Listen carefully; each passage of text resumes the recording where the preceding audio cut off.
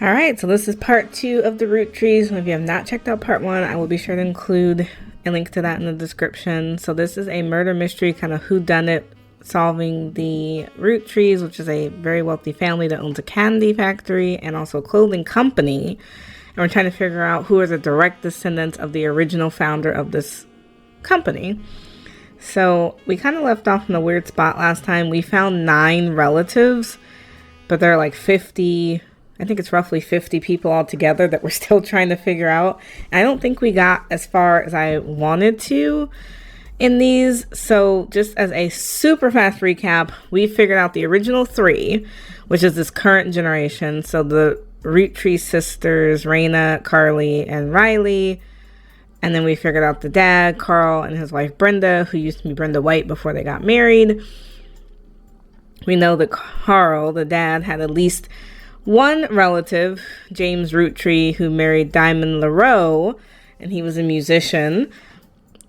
We also figured out Clancy Edward Roottree, but we don't know who he married. And then he had 4 children.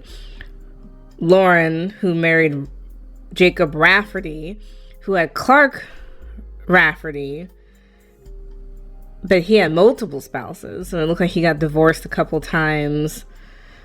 Maybe somewhere in there. So that was interesting. And then we had the original founders, which we did figure that out. Elias and Gwyneth, who were the first people to find the company. So we got a lot of good information. We need 9 more people before that lady, who we're not sure who she is, who hired us, comes back. And they need to be blood relatives. We need the name, the occupation, and the portrait for each one. So it's kind of a challenge because I have Clark Rafferty, but I don't have an image for him. So I think that's part of the issue. Now, I also have never used the notebook system, which is not good. So I really don't know how I want to do that because there's a lot of information. I'm going to be honest with you. So I typed a lot of this into a Google Doc off screen, but I'm just going to go over it again. So I have pages set up. So this page is going to be called The Candy Company. And this is basically everything about the candy company. So we know it started in 1908. Their most popular candy is the 5 pieces.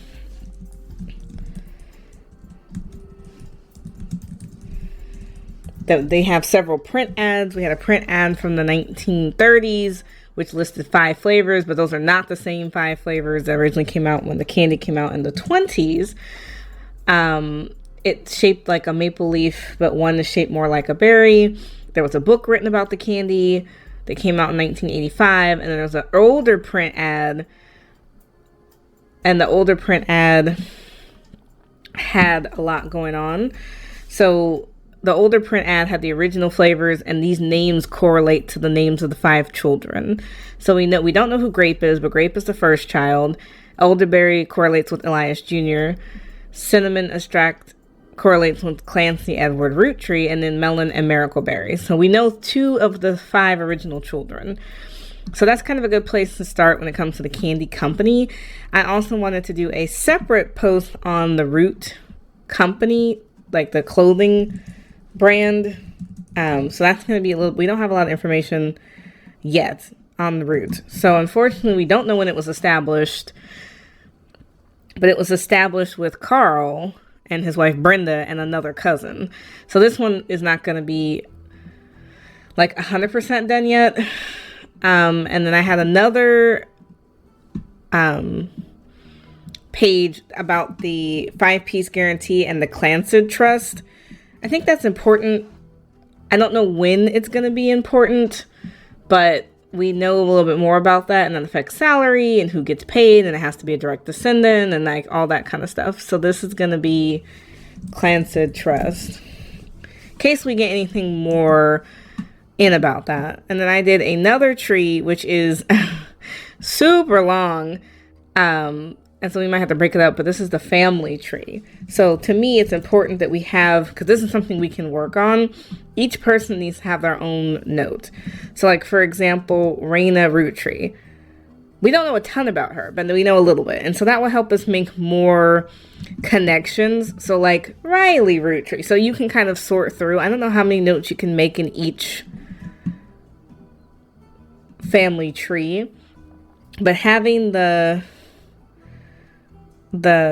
connections, I think, is helpful because it's getting confusing, especially since we're jumping around. We're talking about things from the 20s and 30s, but then we're talking about things from the 60s, 70s, 80s, and then this takes us all the way to 98. So we're kind of all over the place. For the family tree, I'm going to focus on people who are direct descendants. So like, I'm not going to put a blog. Oh, I should delete her then. Well, I might keep Brenda because she seems kind of important. But I don't want to put people like Diamond LaRoe in this because she's not really a core family tree person. She's kind of an offshoot of that. So this will help me keep track of notes as we go on, and I can edit these if at any point if we get new information. Like we don't know a lot about Elias Jr., for example. So having these notes kind of helps us stay honest and edit things in the future. So I do recommend, if you have not started playing the game or if you think about playing it on your own, to have some sort of a note-taking system, whether it's on pen and paper, in a Google Doc, or in the note system that they provide in-game, just so you have some sort of like point of reference. Because like I said, it can be pretty confusing. So this is, like I said, the whole family tree for direct descendants. Now I want to make a second page for spouses or married, the marriage tree, because these are people who are not direct descendants to the Roottree. So like, for example, Jane LaRoe, who was a part of the duo. So it was Clark and Jane, James and Diamond. They had a band together. But the LaRoe sisters also had a band before they ever got with the Laffertys and the Roottrees. So it's like, that's important to know, but it's not super important because they're not a part of the core family tree. They're like kind of offshoots of that. And like Diamond, you know, there's something going on here. We think she has 3 siblings. It's either 2 or 3, and it's not clear. So that kind of helps me stay honest too. It's like figuring out what's going on there.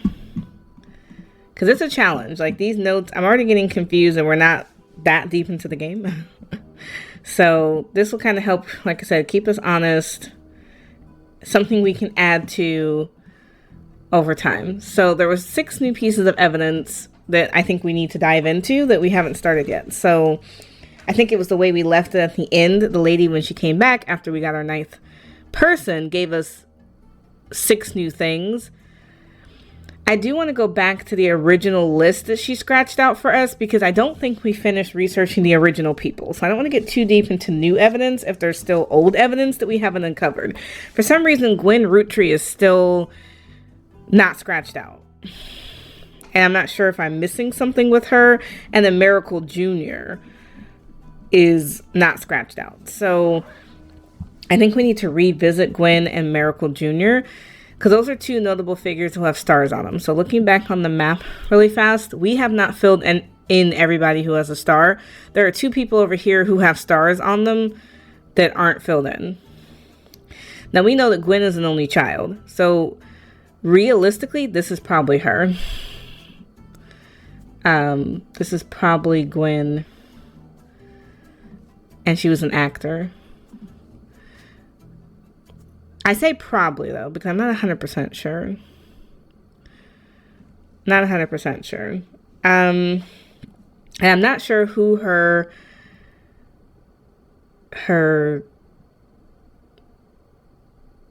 child is. It seems like she had 2 kids, but it's not clear who that is.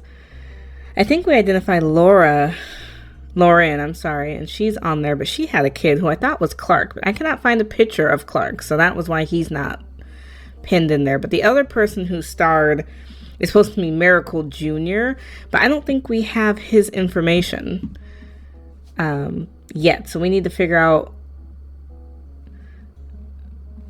if he's Miracle Jr., then it's reasonable to assume that the dad is Miracle. So we need to get into that branch really fast. So we're kind of making some progress, kind of making some strides here. So back to the computer, we're just going to do a quick search again for Gwen, because it seems like we're missing something with her. Like, who is her offspring?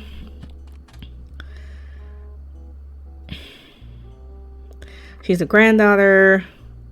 Her father took her mother's famous name. And that's what's so confusing, because like when you look on the chart, I don't know who's above Gwen. So it's like we're missing most of the kids on that line. And it doesn't say who she married.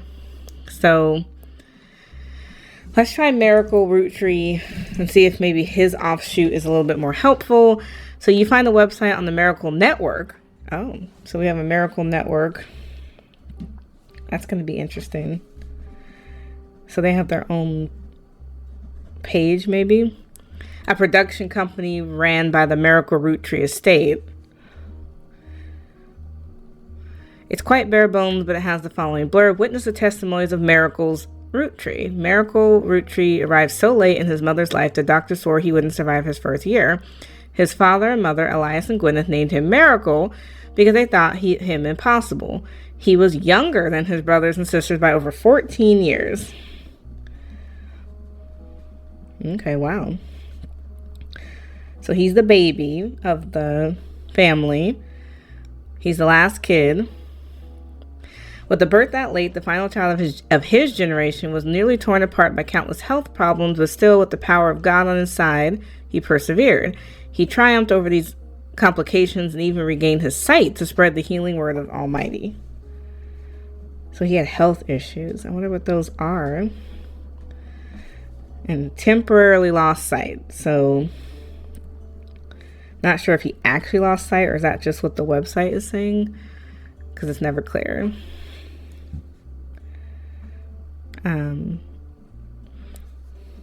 But he doesn't seem well integrated into the family, only because this is like the first time we've heard about him. All these articles we've read, 9 other people we figured out, and we haven't heard about this guy. So 23 years later, Miracle Roottree Jr. arrived and became the famous family's second vessel for a higher power. Okay. So we got the dad, Junior. So he had his son at 23 years old. At 18, he unburdened himself from the Roottree name and took his father's testimony to a whole new level. Okay. So he renounced his family name. I wonder why. He spread the gospel to the entirety of New England. He has since left the life of glitz and glamour to reach those places that need it most.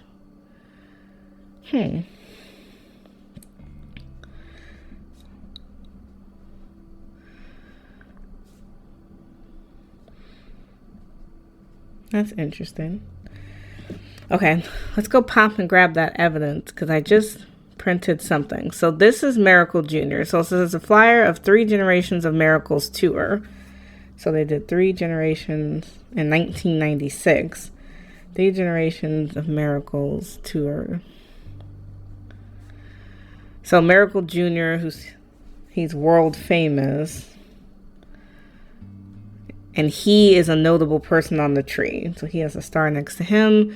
We have Miracle Roottree and then Miracle Third.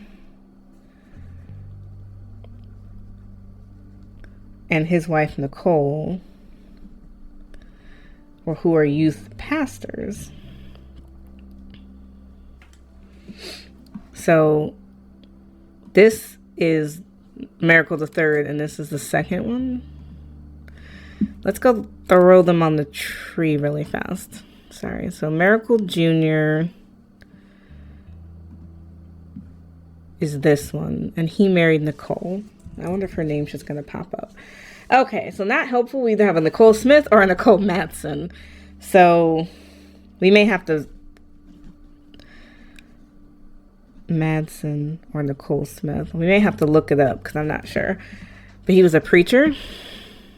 Pastor? Yeah, he was a preacher. And then we have the youngest one. Oh, the youngest one was married to Nicole. Oh, nope. The youngest one is Miracle third. Where is he? And he's married to a Nicole. So we have 3 generations of preachers. Oh, wow. So just finishing their line was actually extremely helpful. So they locked in Gwyneth, Miracle, and Miracle Jr. We don't have a picture of the dad.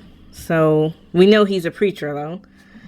But we're missing something about him. And then we have a Nicole, but we're not sure which Nicole it is. So we're going to go back. That wasn't a great search. We're going to type in Miracle Jr. Roottree. Is there anything specifically on him? Miracle the third. Okay, so nothing else. Let's try Nicole Madsen. Okay, let's try Nicole Smith. No. Okay, let's try Nicole Roottree, because obviously that's not getting me anywhere.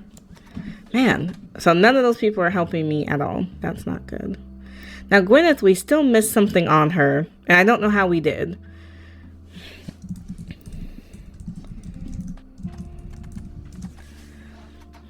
We looked up her 2 movies, though. Maybe we'll try the periodicals again. No. Maybe Music Monthly? No. I don't know, then. I'm not sure how to figure out Christmas Mission. It's just such a dead end. She was a dead end. There was something about that. All right, let's go through the other new evidence that they gave us. Okay, so buried under a ton of other mail that Carl left in his inbox is a handwritten note that seems personal. It's a flyer about a candidate for a local office, Stephanie Jones. On the back is an excerpt of a newspaper article from the Butler County Times about her campaign. Stephanie may have grown in an unconventional family, to say the least, but in her words, it was still full of love. And now 22 years later, with a baby of her own due around Christmas, her message to the voter is simply, love is our future. There's a handwritten note that says, Carl, I know we don't see eye to eye when it comes to candy company, but if you could talk to your girls about putting support out for Stephanie, she could use the publicity your daughters bring. Don't let our conflicts spread to the next generation. So there's a campaign mailer. Maybe we'll look her up. Her name is Stephanie Jones. She's running for, what is she running for again? City Council. And then CM asked Carl to have the Roottree sisters support her publicly, which makes me think she's somehow related to these people. So let's go back to the computer and see if we can find Stephanie Jones. You learned that from an election result that Stephanie Jones, a candidate for city council, won her campaign on election day about a month ago. You find no mention about the Roottrees in any articles about her. Stephanie also had a very bare-bones website for her campaign. It's simply a picture of her campaign mailer, and underneath it says be sure to read the full article in the Butler County Times. Well, let's try that then. Butler County is located outside of Pittsburgh, Pennsylvania. While Roottree Company now has its headquarters in the city, the company began on a small farm within the Butler County limits, and the area has a lot of history with the family. The Butler County Times is presumably a local newspaper there. There are likely a lot of articles from over the years involving the Roottree family and those adjacent to them. It is automatically added to your periodical search interface. As a side note, a video game called The Roottrees Are Dead was once set in Butler County, and turns out the creators never lived in or near Butler County or even had any connection. That's very, very meta. This is a game we're playing now, as The Roottrees Are Dead. We're going to pop over to that periodical. I think that's going to be super helpful. We're going to try again with Gwen, because we didn't get all that I think we could have gotten. So the Butler County Times has been around for a long time. You see many ads from the 1950s for local movie theaters that show listings, Gwen Roottree's name and cast for films they show all the time. Almost all of them are for Guys Like Us and Christmas Mission. Doesn't seem like she was a resident for long. We didn't learn anything new. Let's see Nicole Smith. Man, okay. So not Nicole Smith. Okay, Nicole Madsen? No. So these Nicoles still don't exist. Miracle Roottree. All right, Miracle Roottree and his son, who goes exclusively by Miracle Jr., have appeared in the Butler County Times a great deal over the years. The Miracle Network, which is a collection of churches. Okay, so before they called it a production company, but it's also a collection of churches. Oh, churches, TV shows, and products. Has multiple advertisements in each issue.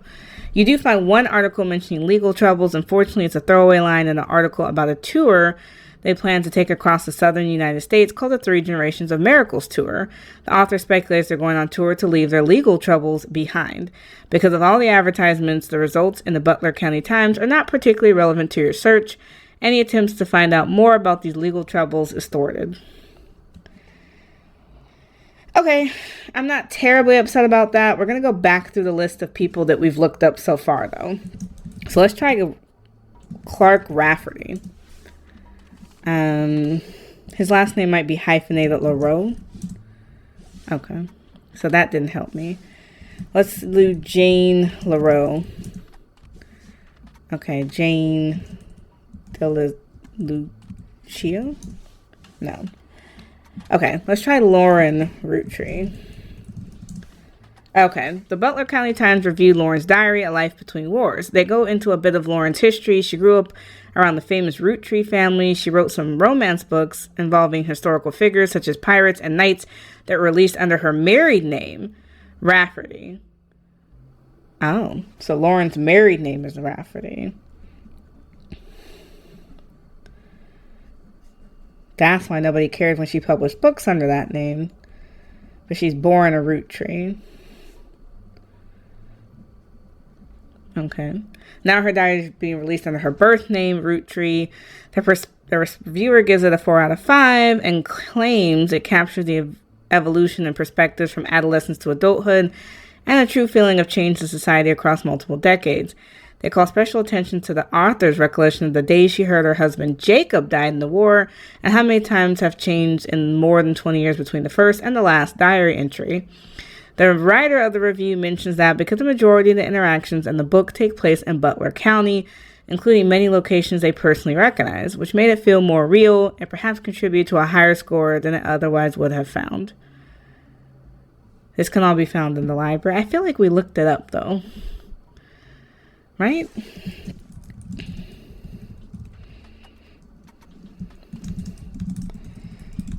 I'm pretty sure we did. Yeah, we definitely looked it up. But she had written books under her other name, under Lafferty.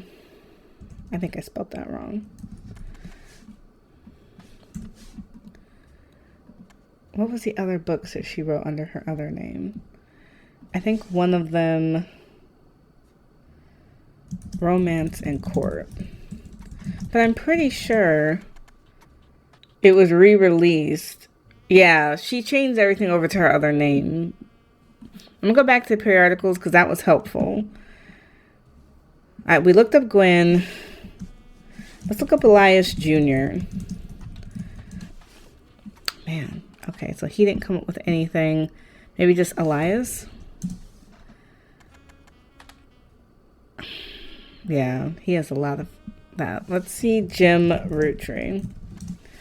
Jim Roottree seems to have left Butler County by the time Jim and Diamond gained notoriety. The only article you can find is from 1979, and it's titled Former Butler County Resident Enters Disco Charts. The article came right out after Rolling On Down to the City was hitting its peak popularity. Oh, they had a 2-year-old daughter named Candy. Doesn't seem to be much more to the article than you already know, but it does mention at the time that Jim and Diamond had a 2-year-old daughter they named Candy. The writer of the article did not seem too thrilled to report this fact and called the name a bit on the nose. So Jim and Diamond had a daughter named Candy, born in 1977.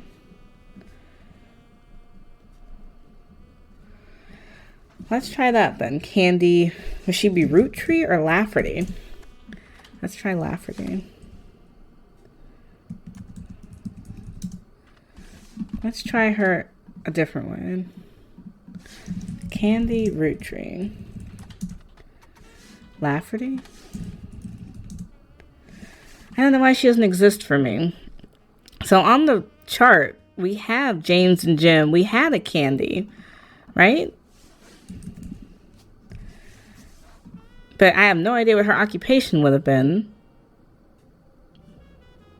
But we do have someone here that with that name. So it's like, I don't know. Is there anyone else I didn't look up in the periodicals? Candy's going to be important at some point. Let's try Diamond LaRoe. Okay, so she doesn't come up at all. Carl Roottree. Okay, Carl is mentioned many times, including an article that mentioned Ernie Jr. Most of the articles concerning Carl are not important. One announces Carl's marriage to Brenda White in 1978. Okay, so Brenda and Carl married 19... Maybe I'll make a timeline in order of year to be easier to see. He broke his arm in 1981. After getting drunk, I guess. At a charity event.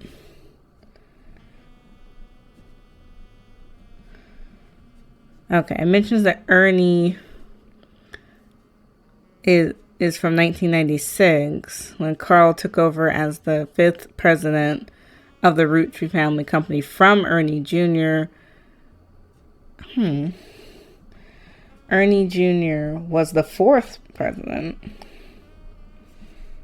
of the candy company. So that's interesting. He's never mentioned stayed out of the limelight. So he stayed out of the limelight and stepped down for illness. That's interesting. I wonder what illness. Now, where would he fit on the tree?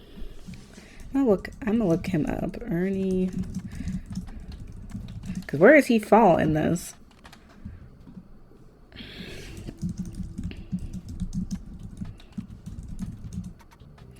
He's not on here at all. So that's weird. It's very strange.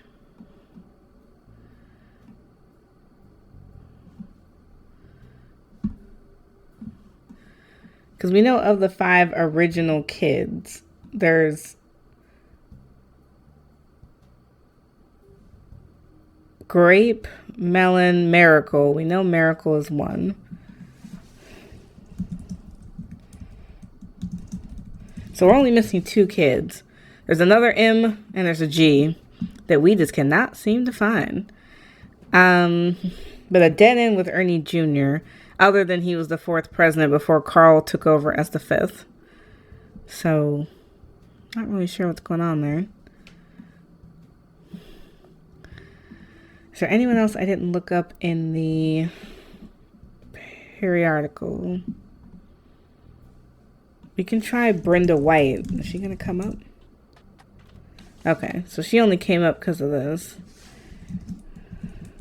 Anything else with the Roottree sisters? No. Okay, so kind of a dead end on that then. Not sure what to make of CM. I don't know who that is. Oh, you can highlight things. We're going to create a highlight for that. Where did it put it? Oh, I don't know if I necessarily want that. It says love is our future. Oh, I could look her up in the periodical. Stephanie Jones. Maybe she'll come up here. Okay, the most recent mention of Stephanie Jones is a small report detailing the election results from last month's election. She won. Full version on the newspaper mailer. Stephanie Jones, born Stephanie Landon. That's interesting. So Stephanie Landon. Whose last name is Landon? So Stephanie Jones was Stephanie Landon before marriage. I might type in that name too, because she lived here her entire life. She grew up with no father. She's a distant cousin of the Roottrees. So she grew up fatherless. Distant cousin of the Roottrees.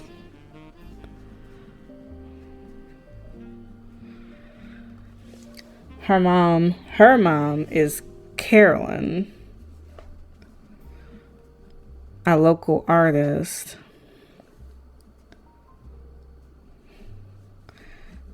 So I don't know what Carolyn's last name is. Landon, I guess. So she's Stephanie Jones's mom and an artist who protests corporations' policy on deforestation. Oh, I see. So that would be an issue because they make their money off of the maple farms. So she's protesting them making their money off the maple farms. Okay. That's interesting. We're going to try to find Carolyn. And I'm still going to type in Stephanie Landon. Does she have a life before this name? Okay, so let's see if we can find Carolyn Landon. No. Carolyn Roottree? No. Carolyn... Well, she's not Jones, because that's the married name. Don't know how else to find Carolyn. Let's do another search. Let's try Carolyn Roottree. Landon? I don't know. Hitting a dead end with that. Stephanie Landon. Okay, so not getting anywhere with that, but that was helpful. Now going back to the map, Carolyn seems like she would be the same age as the girls if they're asking for her support. So maybe I'm missing something. Do we have a Carolyn? We have Carolyn Morden. That's the name that comes up when we search for it. So let's try Carolyn Morden in the periodical. So Carolyn Morden. There we go. So it's Carolyn Morden. So that's the CM that was probably in the mailer. So Carolyn has a relationship with Carl, and she's the one that sent the letter saying, can your girls support my girl for the election? That makes sense. It's the initial CM. Whew, child, I put the work in here. CM, so Carolyn Morden asked Carl to support the girls. So you find a cover story about a local art installation by one Carolyn Morden. Not a lot about Carolyn as a person, but it seems to be a listing of art in Butler County. She seems to get top billing. So she's a top... They made her sound like she was just like a small artist. She's like a top billing artist who does local art installations. Okay. Accompanying the story, there's an image of Carolyn standing beside a large metal sculpture of a mermaid. It's captioned, Carolyn standing next to her sculpture, Atlantis Burden. She made Atlantis. I wonder if that's going to come up if I look for it. Atlantis's Burden, I guess. This sculpture is one of many works featured in her upcoming book, Self-Portrait. Oh, and she's writing a book. Wow. That's good for her. We're going to look that up.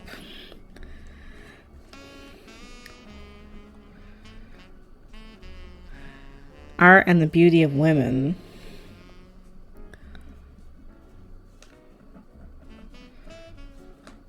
According to the quote further down, Atlantis' burden is meant to symbolize a society split by indecision over whether women should be equals or something to protect.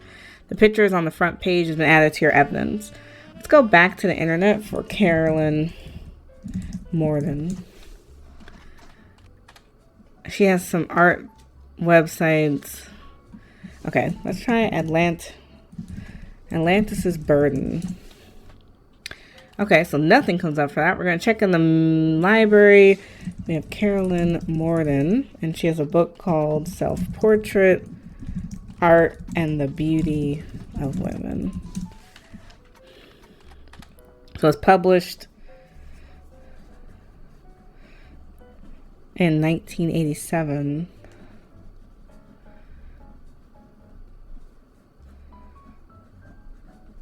And is dedicated to Eloise and Stephanie. So she has 2 kids.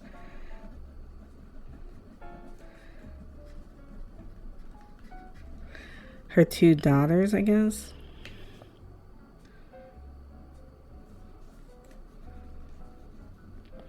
Mostly black and white pictures of Carolyn's art. The centerpiece is mostly full-color nude self-portraits at different ages, stretching from 25 to 30. Those have certainly not been added to your evidence. In the introduction, Carolyn talks about influences. She was one of the youngest in her generation. In her late teens, she felt betrayed when her sister, Gwendolyn... So Carolyn has a sister named Gwendolyn. We haven't found that name yet. And a cousin, Bonnie.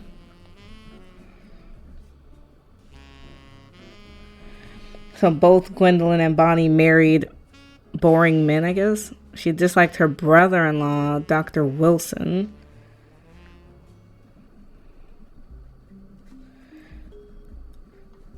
So Gwendolyn married Dr. Wilson. She called him completely bogus. Their marriages led to the double down on her passions, art, and the environment. She even married a man who's the opposite of boring, which is an overcorrection. So Gwendolyn married Dr. Wilson, which is Carolyn's brother-in-law.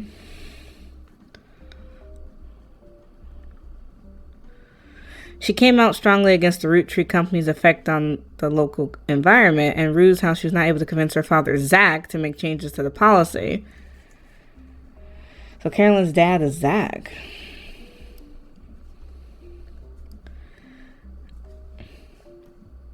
Her husband, Carolyn's husband, is Mark. So we have a lot of new names that we didn't have before. Which led to the most volatile moments in her life, all negative, and the only good thing he gave her was a daughter.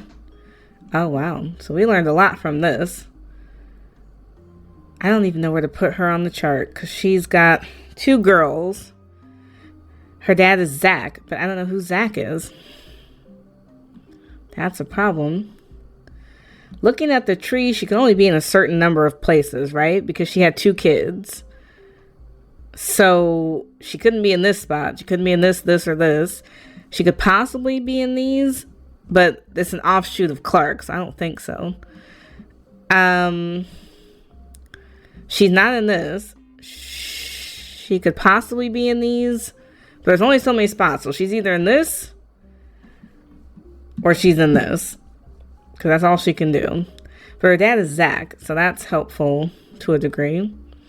So let's try, because we got a slew of names here. Gwendolyn.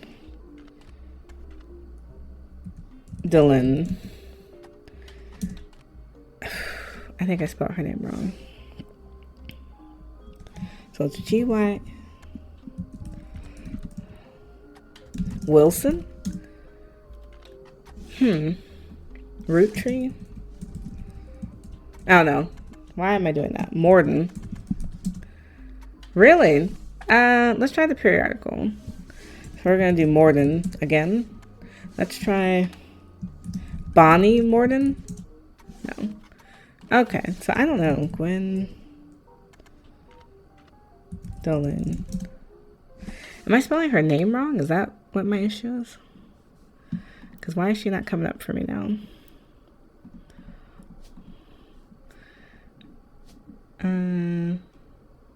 Okay, so her name is Gwyndoline. So, and she's Morden, right? So we're not losing our mind. She should definitely be coming up.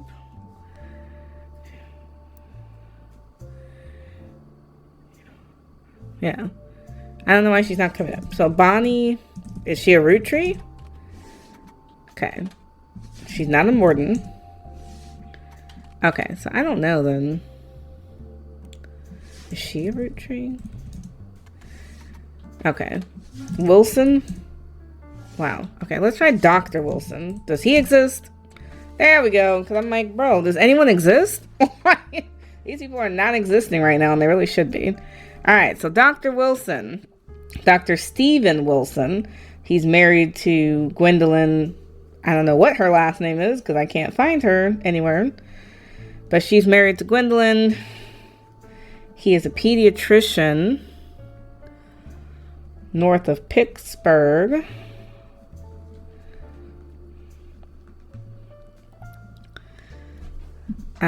He claims he's a pediatrician to the stars. Which I don't know what that means. How many stars are there in Pittsburgh? And doctor to the Roottrees sisters. Okay. There's a picture of him on the website, as well as a picture of his 3 children.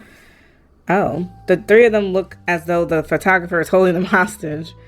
Regardless, the photos have been added to your evidence. There's also a quote, although credit to his child, Jason. So he and Gwendolyn have 3 children.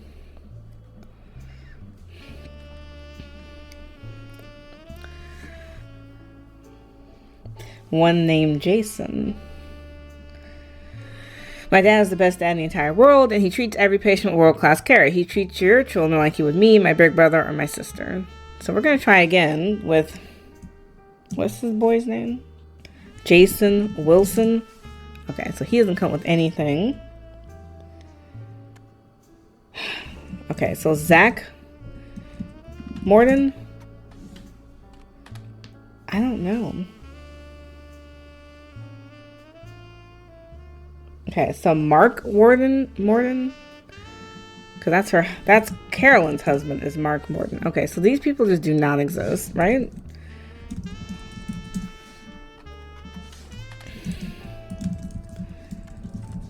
No. Okay. Well, worth a try. So we have Stephanie. Well, she used to be Stephanie Landon. So, is it Eloise Landon? Is she a Morden? Okay. I don't know who Eloise is then. Eloise Morden? Okay. I don't know who these people are. So, we're having a really hard time with that. That's absolutely crazy. Did we get everyone crossed off? Okay, so the original list, we crossed off everybody. Great, perfect. This is Carolyn. I just don't know where to put her on the tree. Who is this? Oh, the husband. So this is... Well, this is Gwendolyn's husband. That's not Carolyn's husband. We have a new list of names. Stop. Why is this list so long? Girl, we'll come back to these people because that's crazy. Here's a photo from your employer. Here's a bonus. When I pulled the water damage from the free spirits out of frame. Oh, this is Gwen and her boys. But who are her boys? Gwen has 2 sons.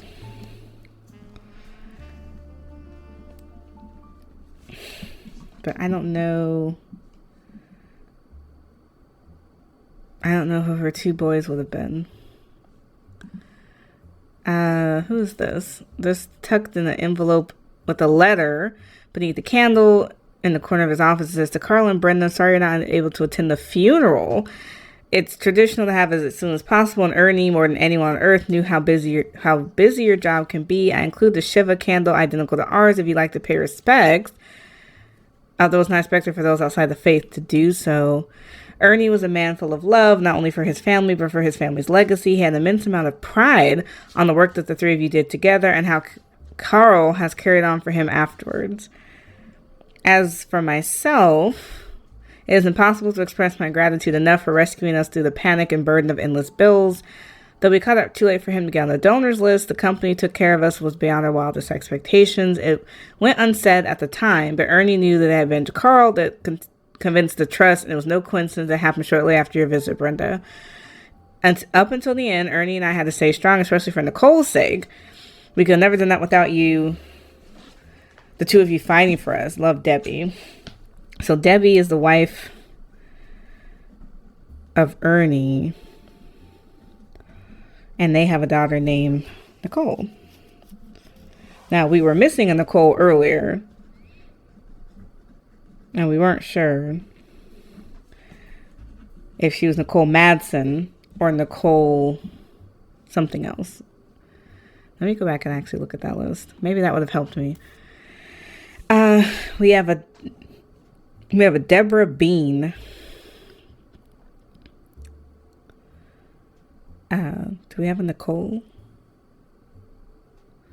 Nicole Smith. This is so confusing. Okay, so Deborah Bean. Okay. Nope. Let's try Ernie. Is he I guess he's a Roottree. I don't know. It is so hard to know what to search for. So that wasn't very helpful.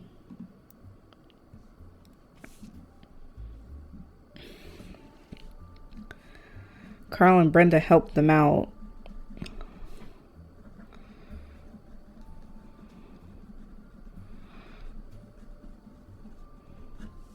He has some sort of, he was on a donor list, so that means he had a liver or cancer or lungs or heart. He was very ill.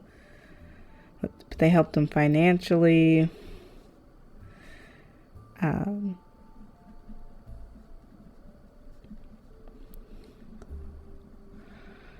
Just doesn't give us a lot of context. Who is this? Dr. Stephen Wilkins's kids. The below picture is credited to Jason. Oh. I don't know if Jason's the little one or the big one. Oh, Jason's obviously the little one.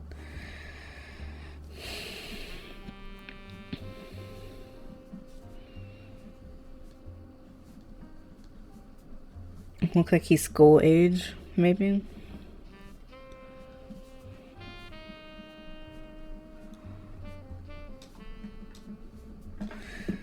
And he had a daughter. So Dr. Wilson had two sons and a daughter.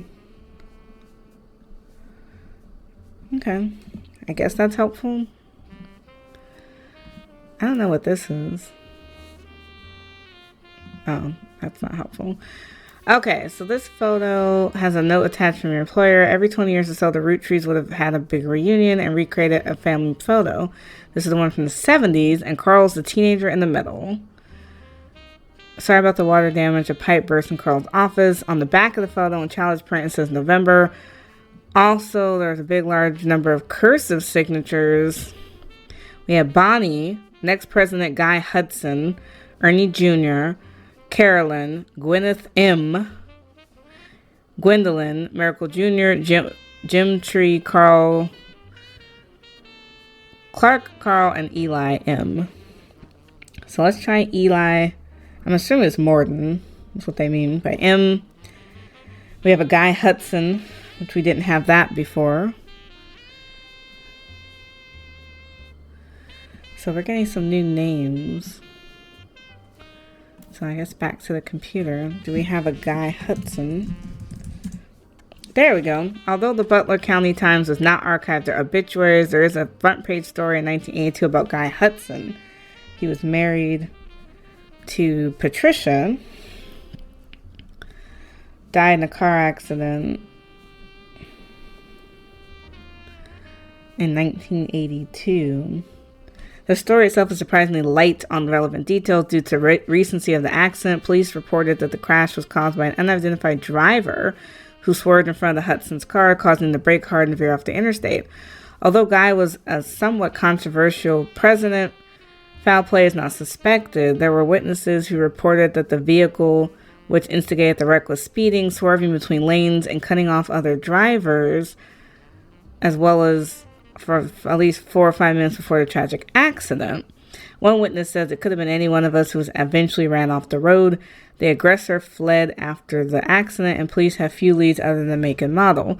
Guy had been president for 4 years through an undoubtedly volatile period in the company's history. And him and his wife had no children. So no children, only president for 4 years.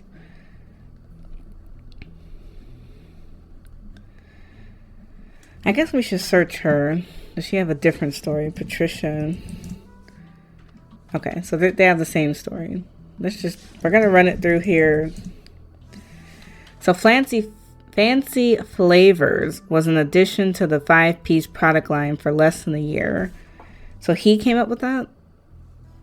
Oh, his first move as president.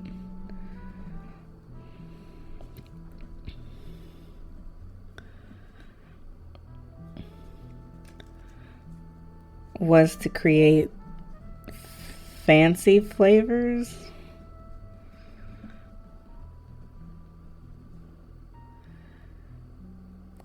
So anyone could live like wealth. That's a terrible strategy.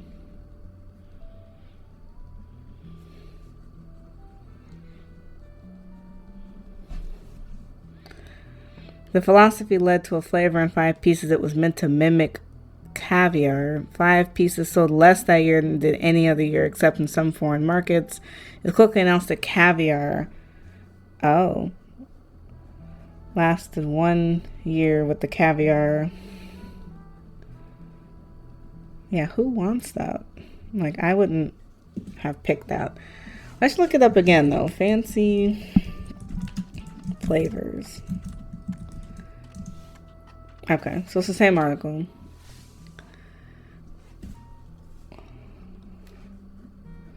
Is there anyone on the map who doesn't have a child?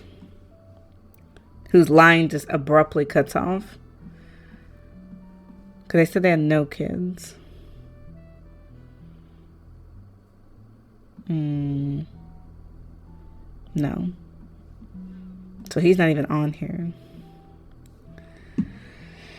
Okay. Back to the computer then. Eli Morden. Okay. We're going to try over here. No. So he's not... Somehow he's not relevant. That's funny, I guess. Okay, we have a long list of names of people that I don't even know where to start. Guess just starting at the top. There's no Eli Morden, so we're not even going to waste our time. We have Gwyneth Anderson.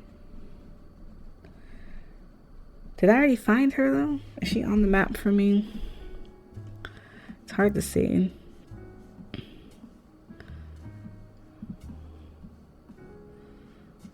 It doesn't seem like we have her. So she's worth searching. We're going to try...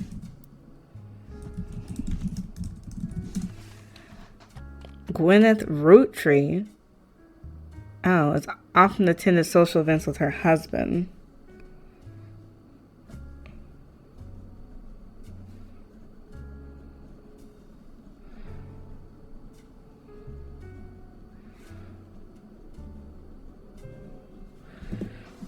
Okay, well, we're going to change it then. Okay, we're going to try this again. So, Gwyneth Roottree. Okay. So you find some information on a website for the first Anderson Maple Farm. There are a few pictures, including the famous picture of Elias and Gwyneth. Before marrying Elias, Gwyneth Roottree was Gwyneth Anderson. Okay. She had no brothers, and as the oldest sister, she was to inherit the Maple Farm as long as she was married. Oh, okay. So she had to get married then.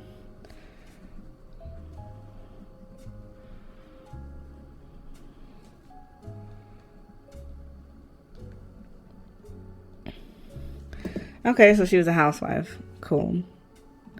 We pretty much already knew that. Deborah Bean is not popping up for me. So Deborah Bean and Laura Carlson should be the next two that we look up. They're just going to go in order, because there's a reason why these people are listed. So let's try Deborah Bean.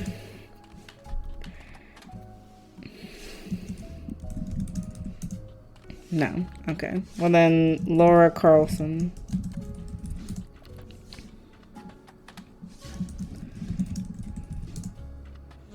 Wow. I don't know then. Stephanie Cattrall.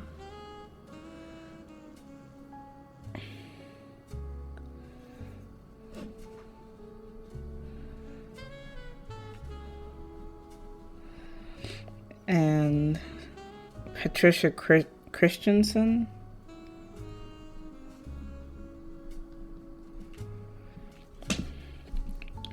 Some of these people I think are spouses. Patricia.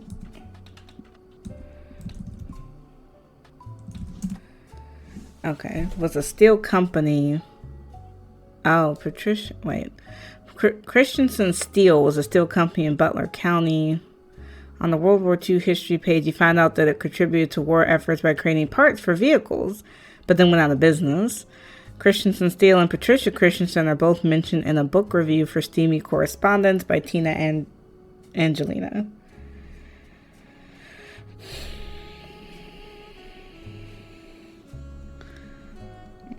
So they owned a steel factory.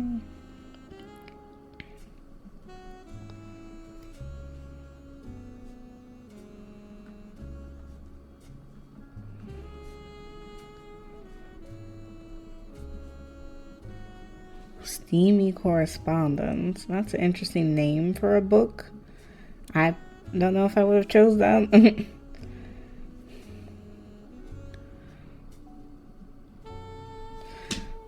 But we're going to try it in the library. So Tina, Angelina, and then Steamy.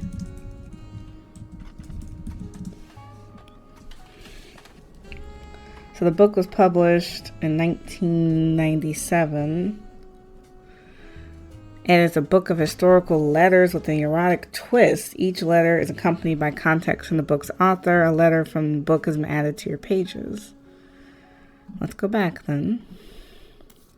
In 1934, someone who goes by Patch wrote a letter full of innuendos to an unknown gentleman who is clear she had a romantic history with. Patch is thought to be by the book's author to have been Patricia Christensen. Her nickname was Pat, and Ch are the first two letters of her last name, and Patricia Christensen was known to appreciate wordplay. Patricia, who would have been in her mid-20s when the letter was written, was married to an older man of no notable status. This letter was definitely not to him. There's also a few passages after the steamy bits that mention a daughter, leading Tina Angelina to theorize that the letter was written to the father of the child she hid from society in some way. The letter ends on the mention of a twisted twin, which seems to invoke imagery from classic literature. If not for her story, yours and mine would be the most tragic tale ever. How awful is it that such beauty was ripped from its rightful fate, and worse, sent to live in possession of your brother's twisted twin. Left an outcast, forced to a life of labor under a wicked relative is something from the start of a children's fable. She deserves not the life he's been sentenced to. I cannot stand to be apart from you both. Someday I shall return to you, and I pray that he has not corrupted her to know his sins.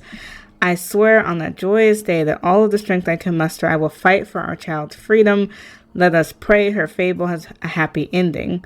Tina has no theory for what the more cryptic parts of that mean.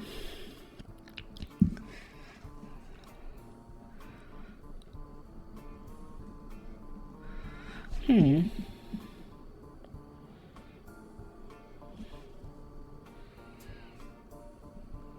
don't know what that's supposed to mean.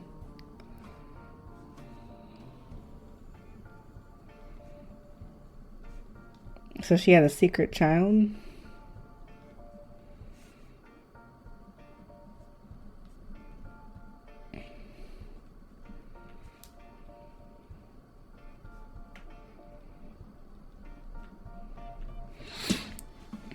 I don't know if that's incredibly helpful.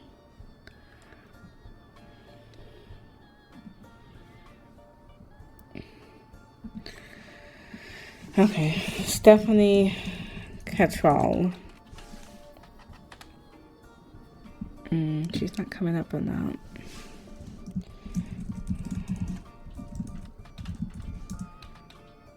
Oh, there we go. Christensen Steel was a steel company in the early 1900s. You find a few mentions in the Times. Some are old birth announcements in the Butler County Times from the then owner, Matthias Christensen. The only name that looks familiar is Patricia Christensen, the third of his 4 children, born in 1908.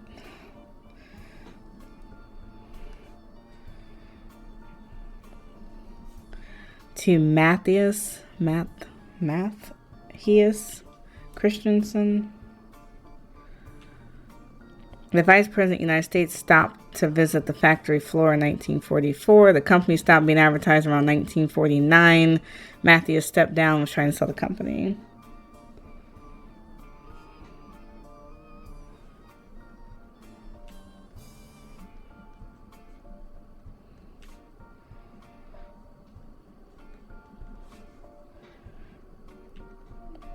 Now, she was born in 1908.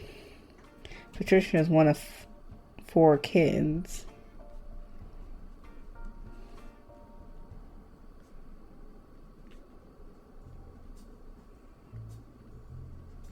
Let's try Matthias to see if he comes up.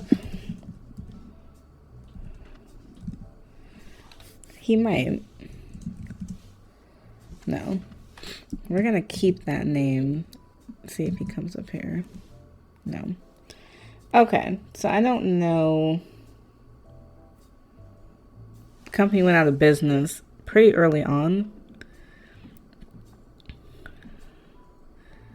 But I don't know where she would fit into any of those. So that wasn't incredibly helpful. All right, Sarah Kossel. Because somebody's mother's name was Kossel. I think it was Lauren. Right? Let's go back and look. Where is Lauren on the tree? So Lauren's mom's name was Kossel. Right? Is that what we're saying? Unless I'm wrong. But I think I'm right on that. That they got married. So we're going to see if we can find... What was her name again? We're going to look up Sarah Kossel. And then Danielle Franks. I think we put her somewhere already. But just to be sure. So let's try Sarah Kossel. No. Okay. Trying it again, though. You have to put it into like a million places. Okay. So she doesn't exist. We have Danielle Franks. Danielle, do you exist? Okay. Well, I don't know then. All right. Louisa Garcia. And Bonnie Hudson.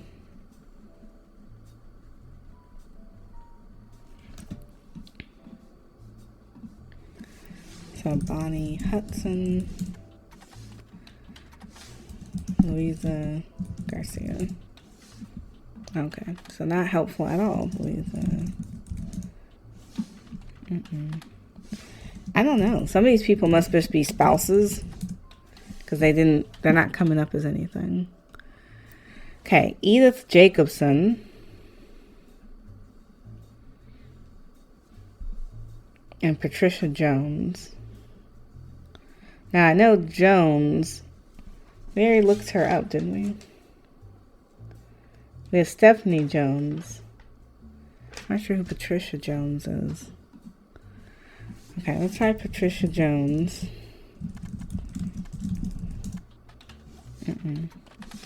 And then Edith Jacobson. Well, that's different. So we have a Crime Botster article about Edith Jacobson that also mentions a Helen Roottree and a Lucinda Jacobson. In 1979, when she was 18, Edith and her sister Lucinda. So Edith has a sister named Lucinda.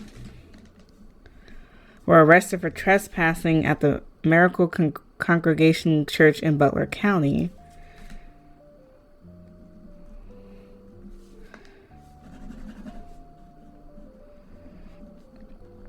Okay, that's weird. I don't know why they would be there for breaking in Miracle Church. Pretending to be church employees attempt to get in the room where the church houses their weekly tithings. Church didn't press charges. They were caught by Helen Roottree.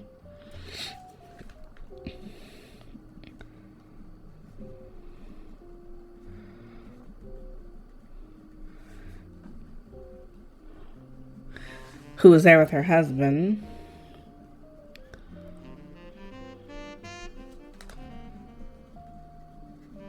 That's helpful to know. So let's see Helen Roottree. Do we know anything about her?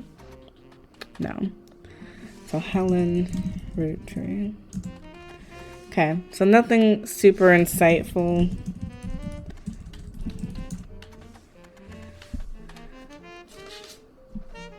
Okay, so if we're looking at the tree, Miracle's wife was Helen Roottree? Oh, Helen Lennon. We don't have her as a Roottree, so we have her as Helen Lennon. Helen Lennon?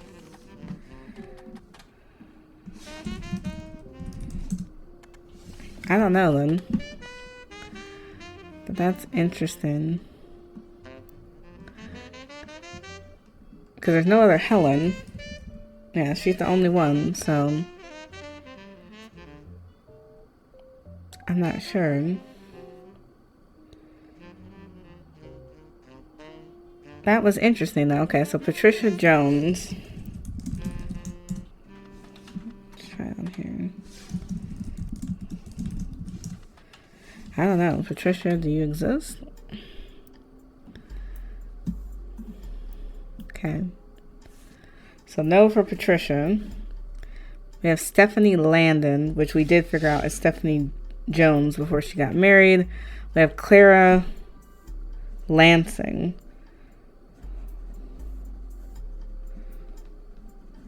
And then we also have Kim LaRoe. I think we found Kim. She was the younger sister. Helen Lennon, we didn't find her, but we have Gwyneth Madsen.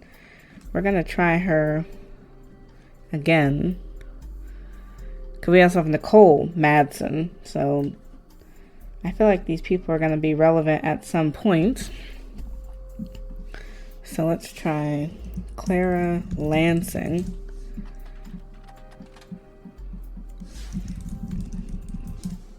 Lansing, sorry. Cannot type. Okay. What about Gwyneth Madsen? It would help if I could type. That would be a step in the right direction. Nicole Madsen? No. So Gwyneth Madsen.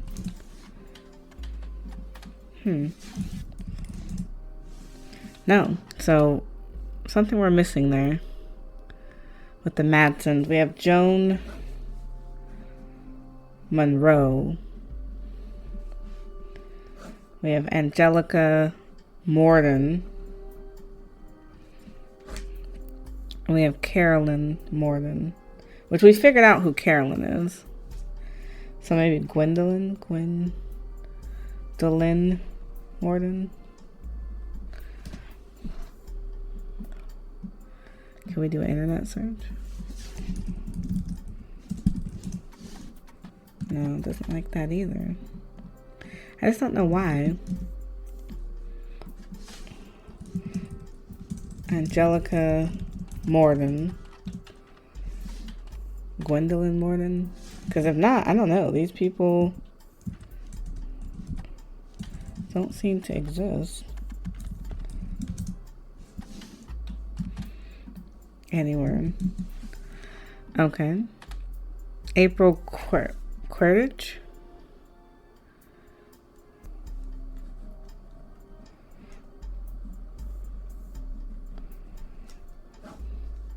Then we have Jessica Lafferty LaRoe.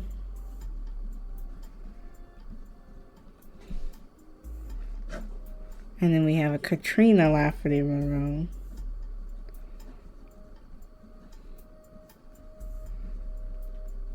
Because some of these people have to exist. You know, they can't just not be on the list anywhere. So Katrina Rafferty LaRoe. And then Jessica. I don't know then.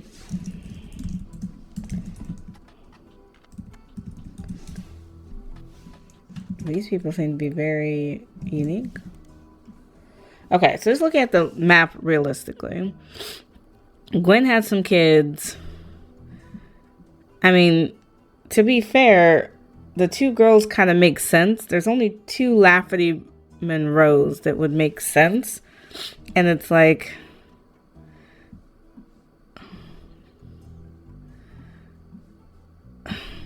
he had two kids with somebody. And those are the kids that he had. I'm just so unsure. But I feel like the kids, Katrina and Jessica, should be right here with Rafferty. But then, did he marry LaRoe? Did he marry Jane?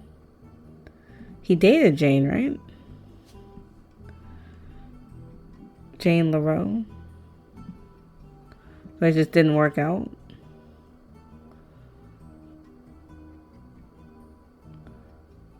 I don't know. It's very unclear there. We figured out Helen. I need a picture of Miracle. We're running out of women, so we looked up Candy Roottree before. We could try Katrina Roottree. I don't think we've looked her up before. We have Lauren. I don't know who Margolite Roottree is. And then November Roottree. So some of these names are new that we've never even heard referred to by anybody. So let's try that. November Roottree. They have to exist. Okay, well, never mind then. Katrina Rafferty. No. Margot Light Roottree.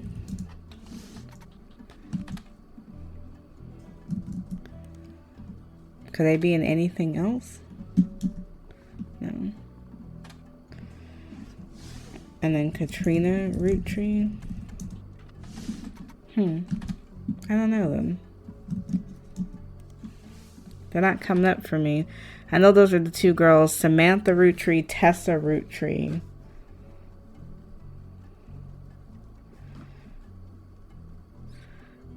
We looked up Nicole Smith before. Penelope Tessa Green.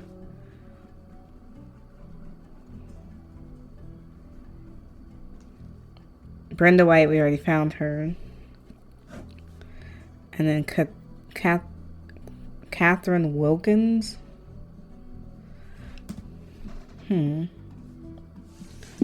Let's see.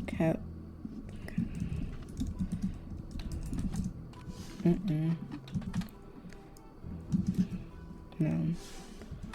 Penelope Tessa Green. Samantha Roottree. And then Tessa Roottree. No. So I don't know. We have Jim Wilson. She's the last one for women.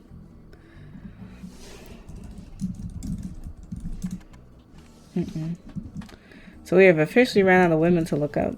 That's crazy. Okay, well we can try men because we've run out of women to try at this point. So nothing else after Edith Jacobson. Did we try Lucinda? We need to try Lucinda Jacobson.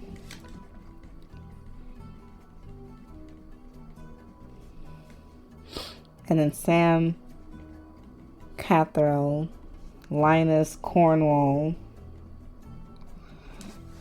It's hard to figure out who to try. So, Lucinda Jacobson. She probably won't appear anything other than that one article. Yeah, she's not going to appear anywhere else. Okay, Sam Catherall.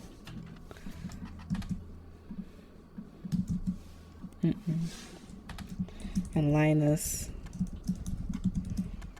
Cornwall. Yeah, I think I'm getting stuck. Like, I don't know where to go from here. Because we're literally running out of names of people to even search for. I think the problem is we don't have the original people, like the original 6 or the original 5, so that's kind of an issue too. We have a Chris Rafferty.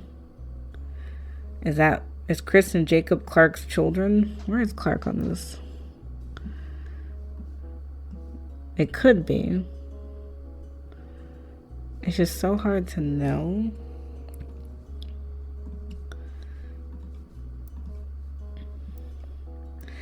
But let's go back through this list. So we're going to try Walter Forsythe, Christopher Hudson. We already looked up Guy Hudson.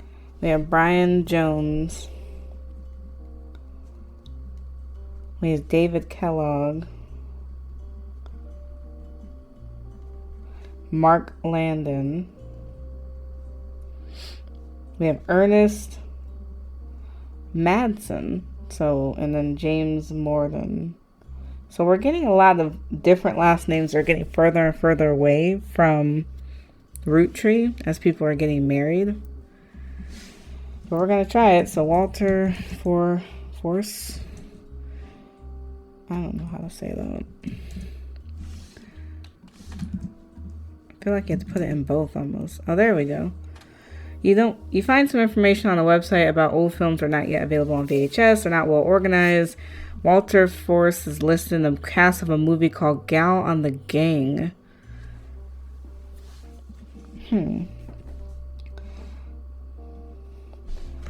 So Walter, we got to look up that movie. Starred in Gal in the Gang by Bruce Throckmorton. A low budget comedy. Okay. Let's try Gal in the Gang. Okay. That doesn't help. Bruce Throckmorton. It's not related to the Roottrees. Do any of these other names mean anything to anybody, though? I don't know. That's the closest we got to something making a difference. Okay. Christopher Hudson. No. Okay. So he doesn't matter. Brian Jones. Okay, well that's a lot. There are a lot of advertisements over the years, as well as small articles in 1995 about Jones and graphic and print. The article is a piece about Brian Jones taking over his father's print company after 20 years. Brian seems to not let it go, to waste as marketing opportunity during the interview portion. Is he related to somebody though? So he took over his father's print company, Jones Graphic and Print, in 1995. Company established in 1975.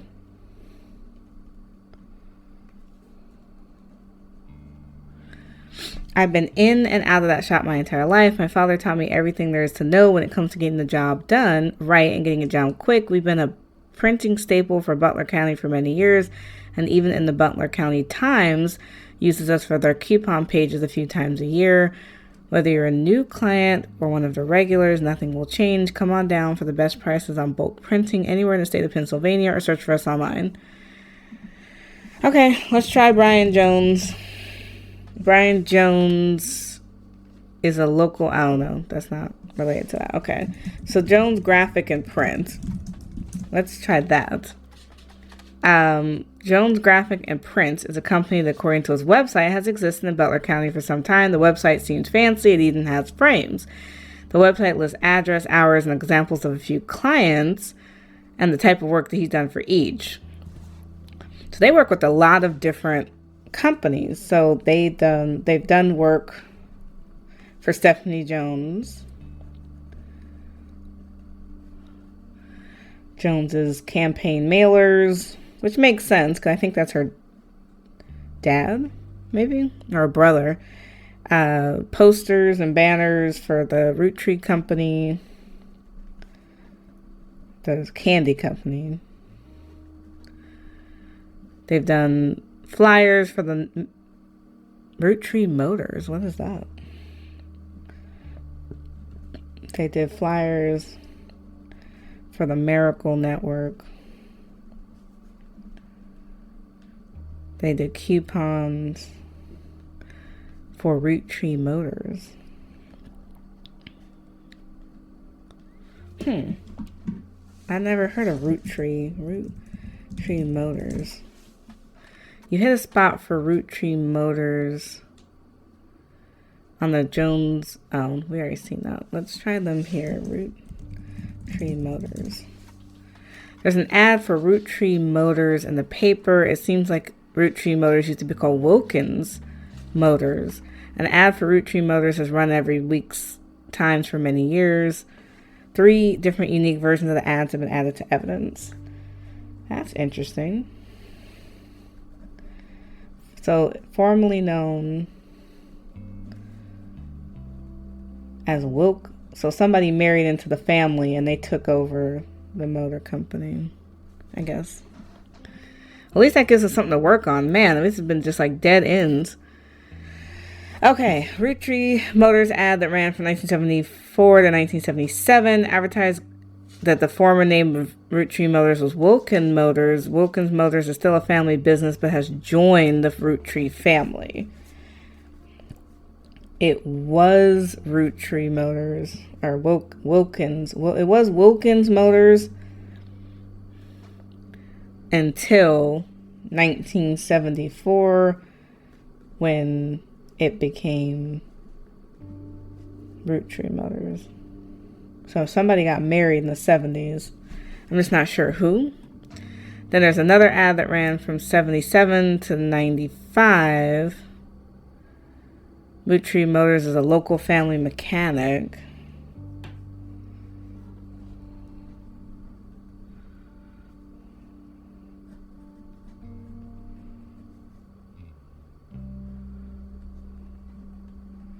I don't know who's a mechanic. And then the final one. Roottree Motors ad that's currently running first appeared in 1996. It says the Roottree Motors has been around for 50 years, family business, and also the Tesla Roottree, their newest fixer, has learned all there is about cars from Roottree Motors' parents.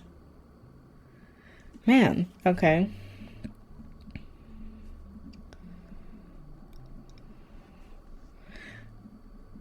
So she's the current mechanic taking over family business, which would put Tessa pretty far down on the tree. I mean, that would make Tessa in this most recent line at the bottom because she took it over. I just don't know if Tessa is an only child. Maybe we'll look her up. Tessa.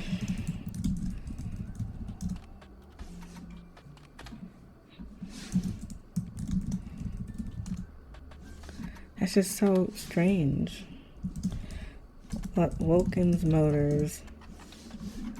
I want to know more about how it got moved over. Well, Brian Jones was incredibly helpful. It seems like he's Stephanie Jones's, which I don't even know where she is on the map, but Stephanie Jones's either brother or dad is Brian. It sounds like Brian may be Stephanie's brother. But I don't know where Stephanie falls on the tree. I can't put her anywhere. So that doesn't really help a lot. Now they're saying this has 2 clues.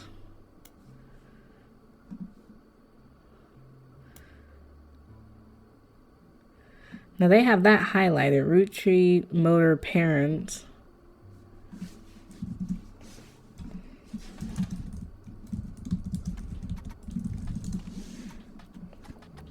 Maybe it's in Business Watch. Wilkins? No. Okay. I don't know. Seemed like there was more to that.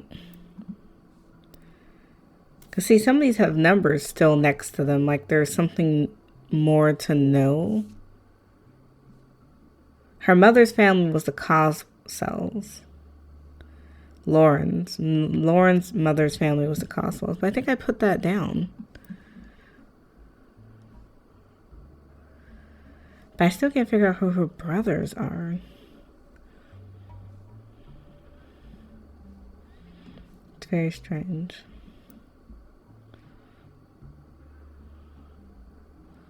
And Lauren's father is a part of this generation. We got him, though.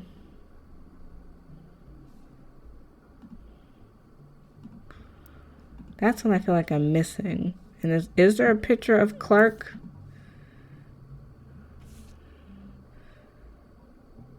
Because that's Jim.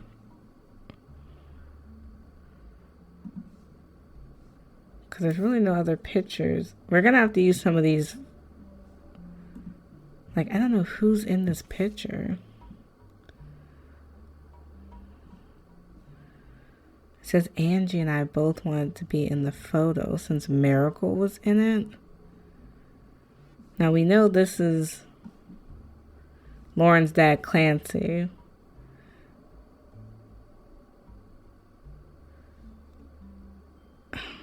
And then whoever that is. Now, is that his wife? She doesn't even get a picture, so probably not.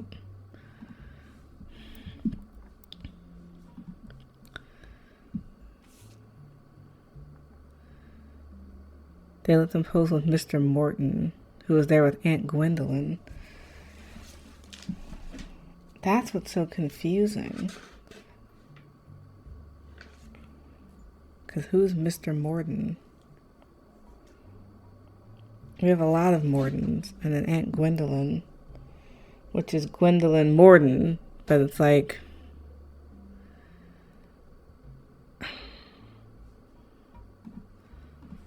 I don't know who the kid is.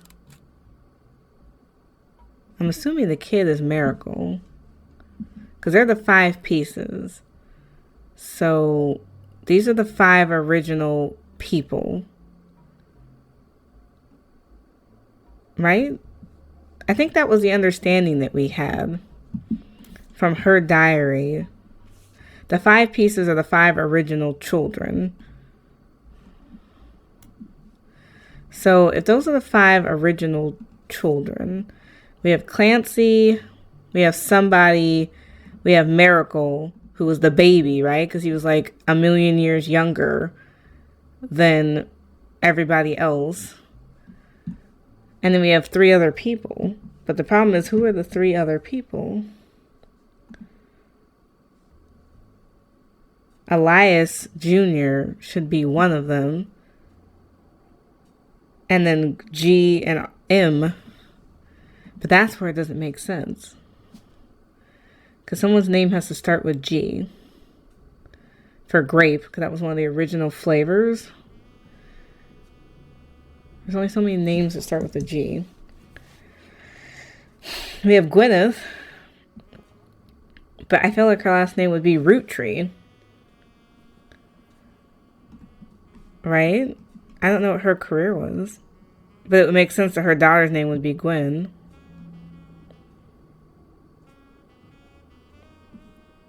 Now, if the kids... We have other people's last names that start with Gwen. We have Morden and Madsen. So does she marry a Morden or a Madsen? So if we look up Morden... She only could have married 2 people, either Zach Morden or James Morden. Right? Because we need a name here. That's what's not clear.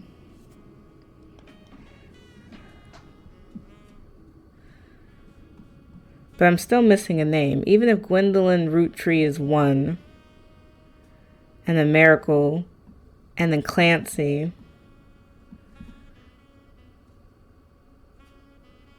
and Elias Jr. Do we have another Elias somewhere? It's just very unclear. These original bunch. I think that's what's messing me up, is I don't have the first row done. So if it's Clancy, somebody, Eli Jr., Miracle,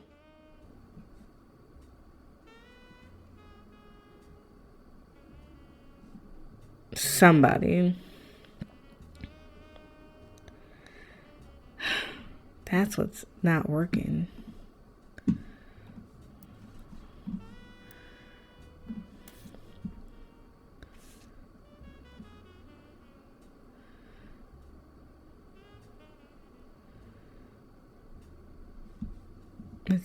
That's what's hard. So Elias stepped down. So he has architects, preachers, and lawyers. Ends up going to Zach. So Zach becomes the next president. He's a firstborn son of the firstborn 5 Ps. Which the first 5 Ps is G. So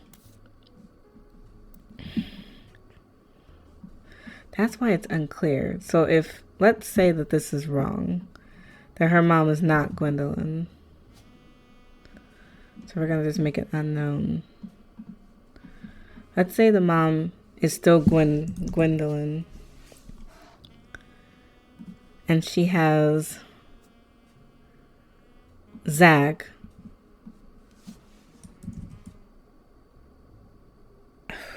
Yeah, see, it's kind of hard though. Extremely difficult to figure out where these people are supposed to be on the map. So I think I still need more information. Mark Landon. I think he should be on that one.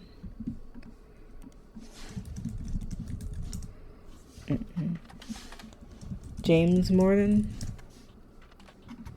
I don't know. David Kellogg.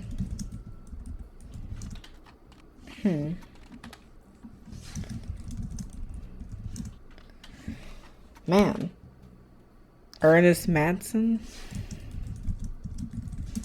Madsen. It's an E. Madsen.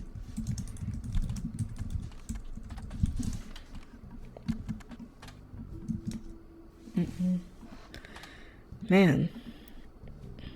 Going back to the name of guys.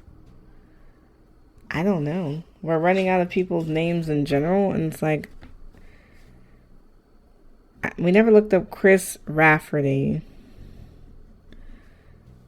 Zach Araya Morden.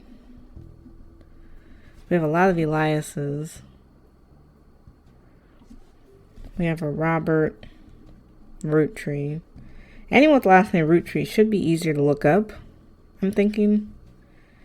Because they're from the original branch. These people with other last names are very challenging.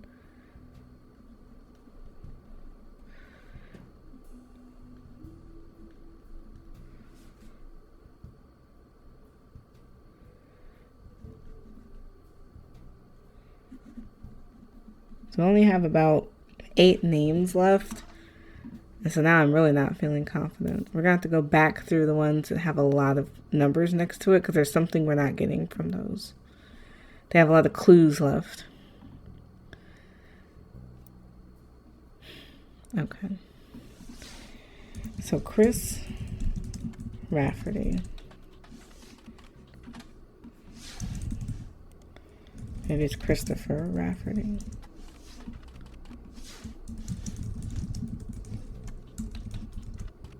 Okay. Zach Araya Morden.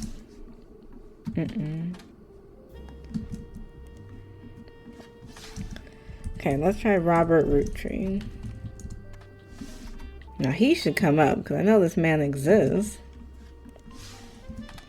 Ronald Roottree.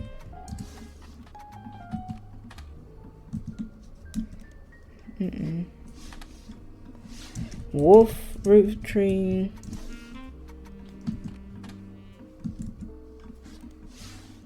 Jason Wilson.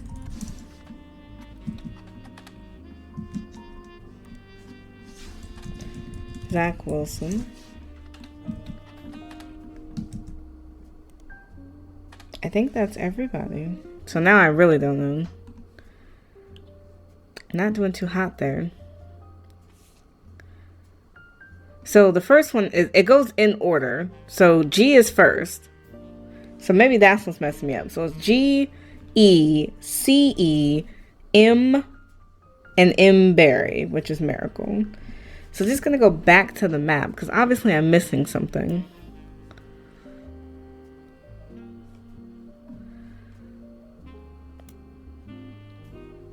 This needs to be looked up.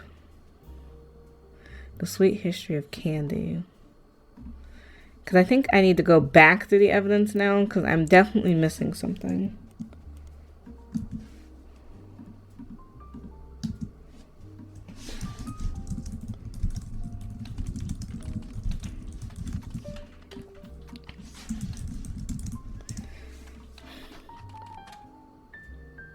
From the 30s.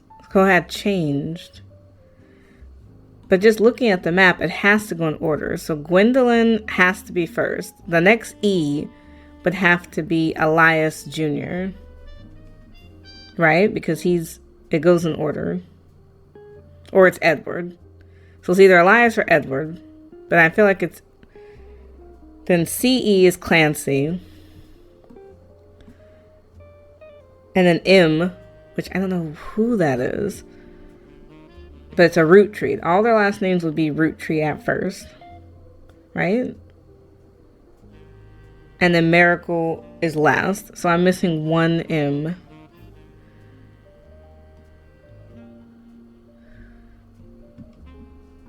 For Elias. So Elias Jr. I feel like we have a picture of him. I feel like he was an architect. Right? I feel like we got that about Elias Jr. And, oh no, he was a president at some point. He was the second president? I don't know, actually. I need more information on him. But yeah, I think I need to go through some of the older evidence because that's... So we know it's in order. It's 5 pieces. It's 5 kids. And then when we got to this one, it said that the flavors were different. They no longer named after the kids.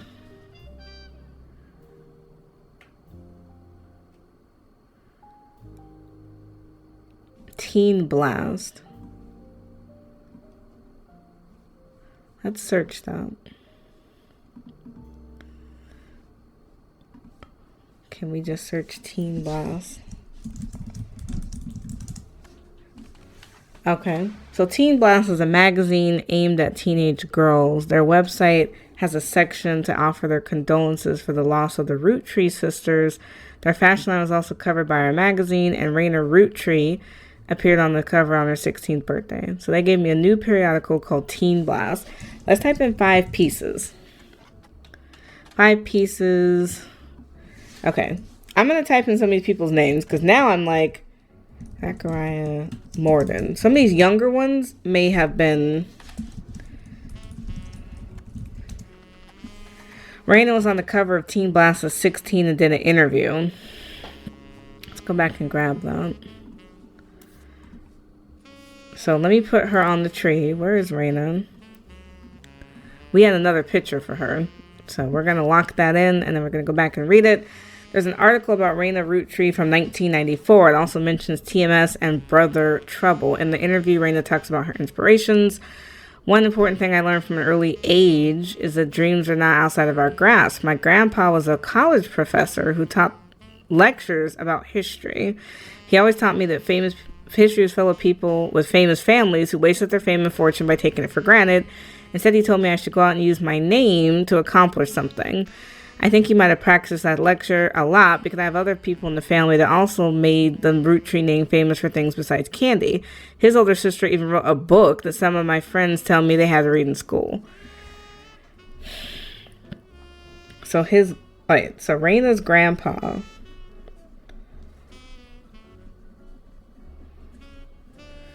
had a sister who wrote a book that people had to read in school. Well, Lauren had a book that people had to read in school, A Life Between Worlds. So Raina's grandpa had a sister, which we believe is Lauren, in high school.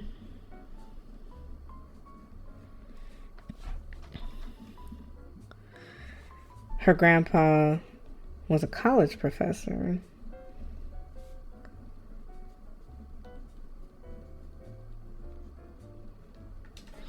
Okay.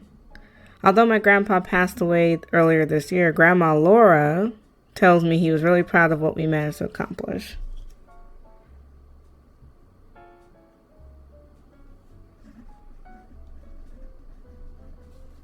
So Grandma Laura was married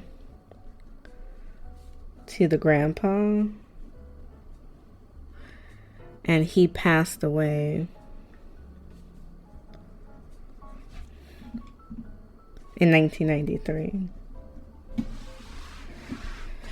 Now looking at the tree, she's saying that this is Raina. So she's saying her grandpa, so somebody up here, was married to Laura. So who is that? Laura Carson? And that was her grandma.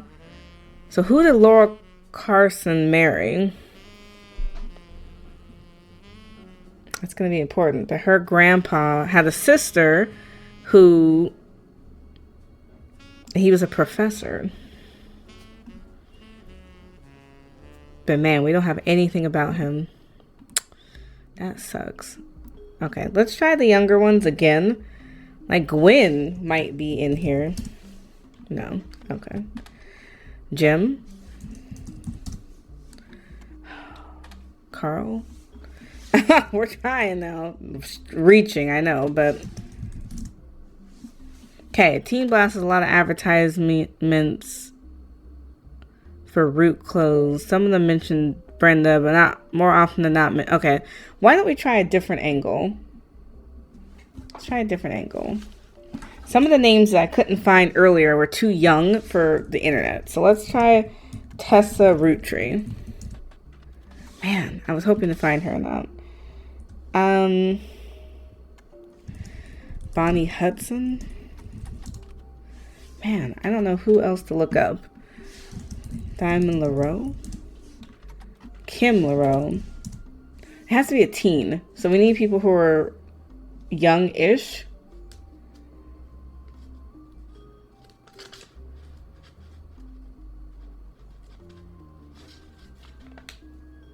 It's just so weird.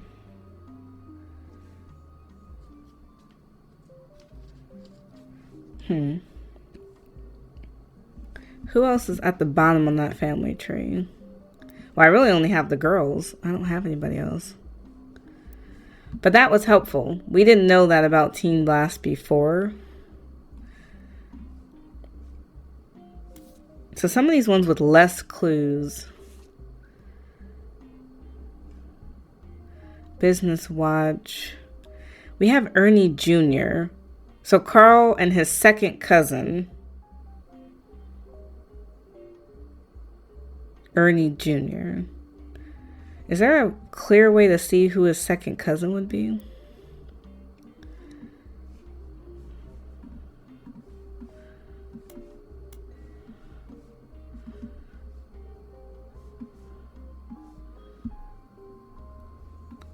Ernie Jr. helped him spearhead this. So where is he?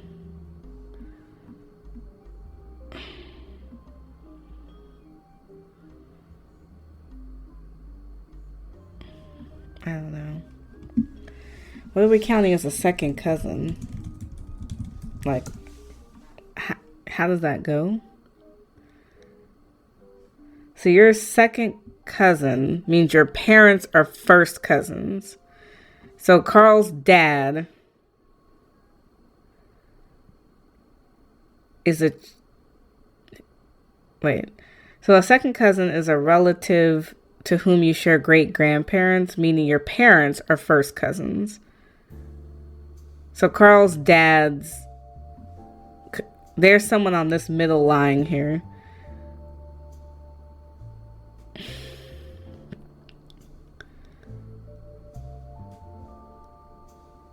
I don't know. That's not super helpful. I just don't know how to find Ernie Jr. or Ernest. Because I feel like there's somewhere on this map here, but it's like we have Ernest Madsen, but he didn't come up anywhere.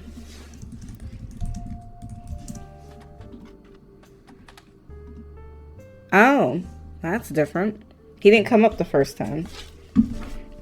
So Ernest Madsen Jr. took over in 1982 after Guy Hudson abruptly died. Little is known about Ernest, but sources close to the family who have been asked to remain anonymous has made it clear he was more than qualified. Ernest was originally trained to succeed Zach Morden.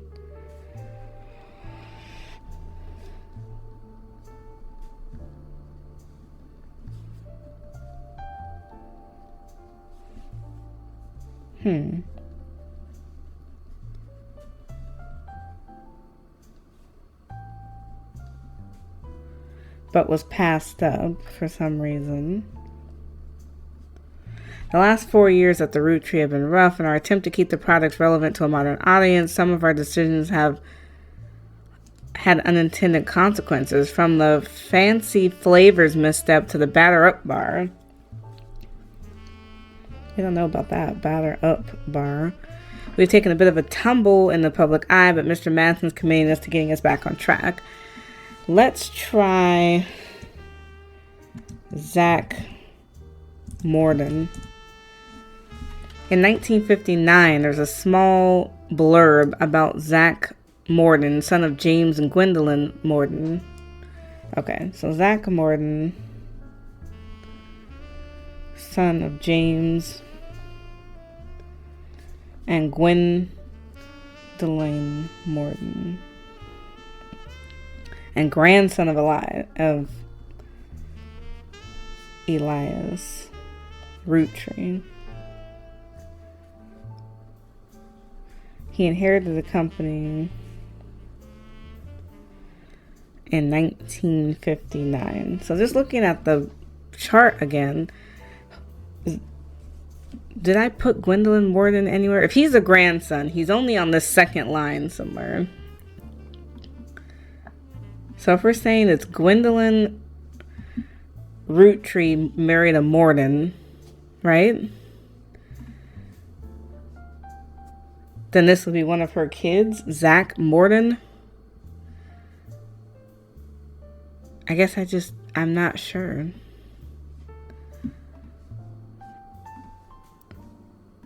We looked up Guy Hudson before, I thought. Oh, no, maybe we didn't. So Guy Hudson, he had a twin sister. I don't think we knew that. Was no stranger to the public when it came to Roottrees snacks. They both appeared in the company's advertisement as children during the Boys and Girls Agree era. And now Guy has taken over the Roottree company at the end of the year. Who would have known that one of the two adorable redheads... So his mother is Angie and father is Christopher.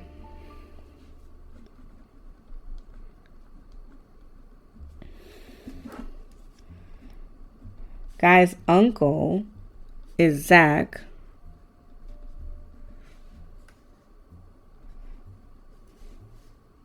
So Zach supposedly took an early retirement to be with his wife. Oh, so he's married to Clara.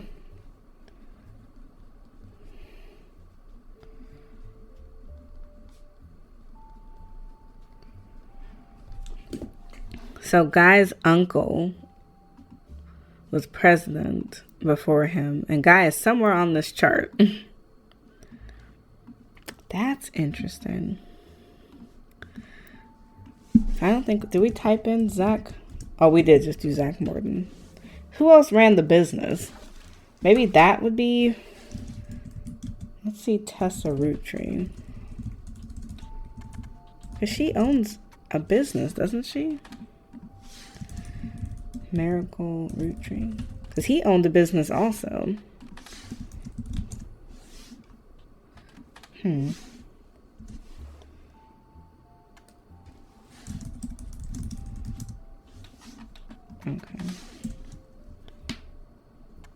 I'm not sure then.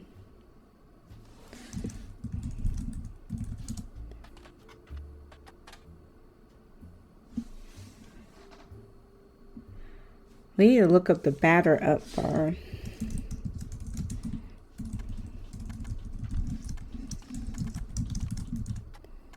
Okay. The batter up bar was a failed candy bar released by the Roottree Company, launched with great fanfare in 1980. It was meant to evoke the classic combination of pancakes and maple syrup. The name came from the fact that its recipe uses a creamy imitation of cake batter as a filling, and packaging has a baseball imagery.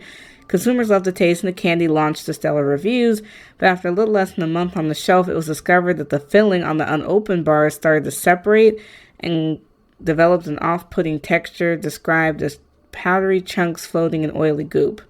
The consistency made it the punchline of late-night jokes for weeks, solidifying its reputation as a failure. Unfortunately, it didn't tell me who made the batter up bar.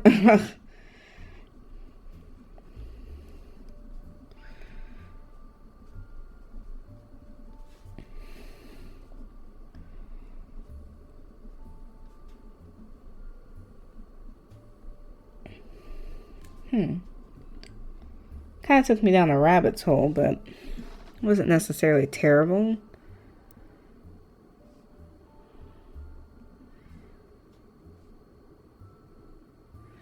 Maybe I'll look up the kids again. So Carly and the other one in this teen magazine thing, and see if that comes up. So Carly Roottree. Rose Roottree? Okay. The Roottree sisters are mini ads. Raina. Oh, the other two are not really mentioned. Okay. Alright. Well, we had to give it a whirl.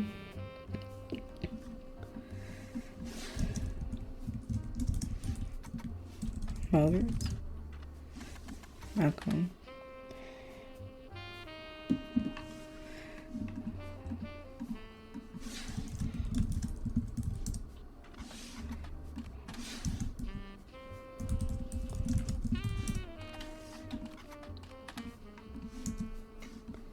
It's just so weird that people come up in certain areas and not others. So Clara Morton, is she relevant? No.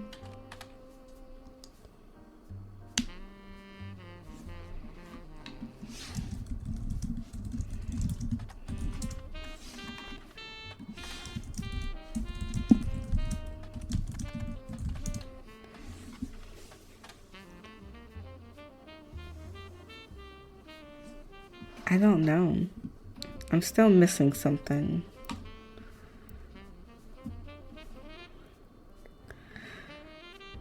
And they said that Raina's new clothes were hit with other parents, including Jim's cousin,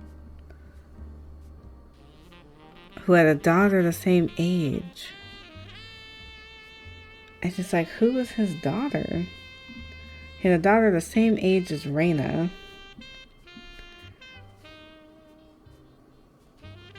But it doesn't tell me who the daughter is. Would the daughter be... Because we have him on here. We know it's Candy, but there's someone else.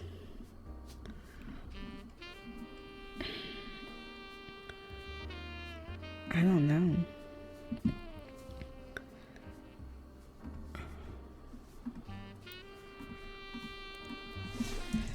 Well, let's try Candy Roottree.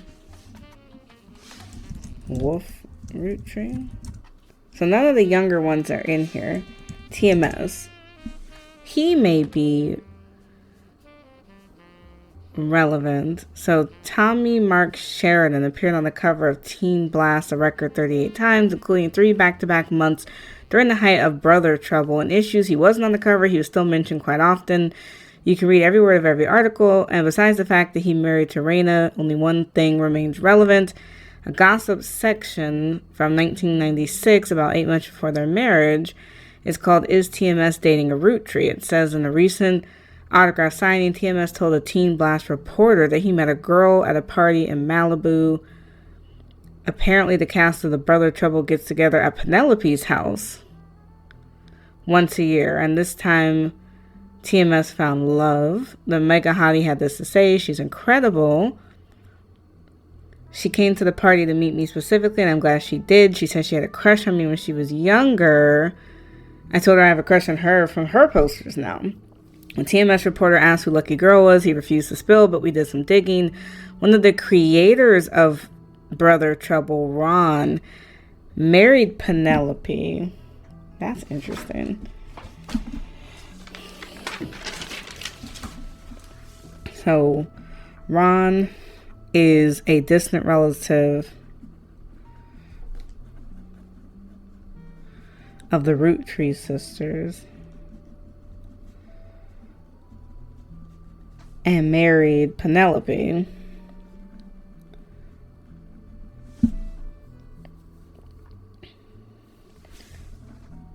Who played TMS's mom on the show.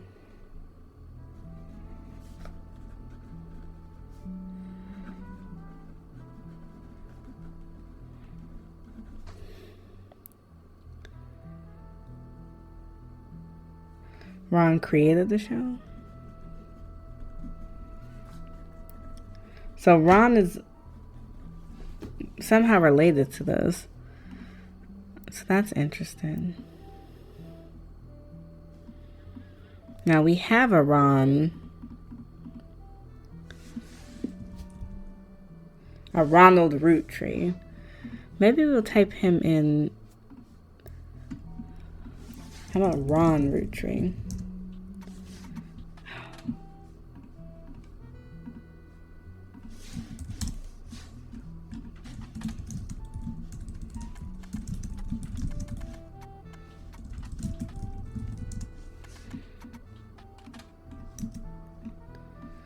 Alright, what about Brother Trouble?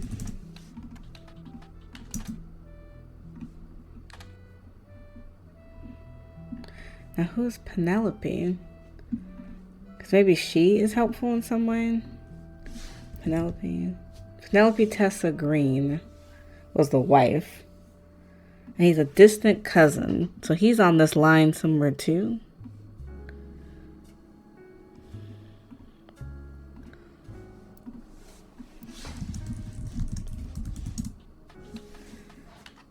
Okay, Brother Trouble was a 1989 sitcom about two 6-year-old brothers about the same age, one adopted, played by Tommy Mark Sheridan and Dustin Christopher Baker. Their single mother, so Penelope Tessa Green, she played a single mom on 1989 sitcom Brother Trouble. Often had to navigate her job as a magazine columnist as well as the troubles that came with raising two boys who were extremely competitive in sports, academics, and even romantic pursuit of their next door neighbor, Roxy. The showrunner is a small screen director, Ron Treeroot. Ron is a small screen director and showrunner. The show has strong ratings through the entirety of the first season, rocketing both Sheridan and Baker to instant stardom. It was canceled in 1991 due to a significant drop in ratings.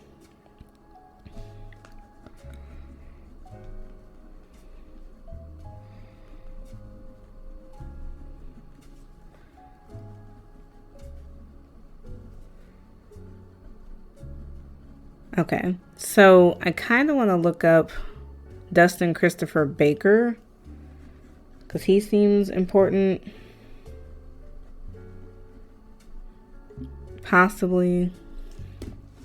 So, and then she seems important.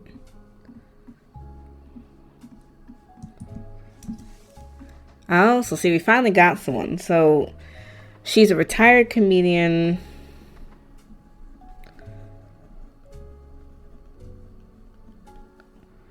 That's a result of the Laugh Lounge, a club in Reno that claims Penelope got her stand-up start and first did her famously raunchy breast milk cheese routine in the 80s before she was a star on Brother Trouble. The site claims she retired for the birth of her first child.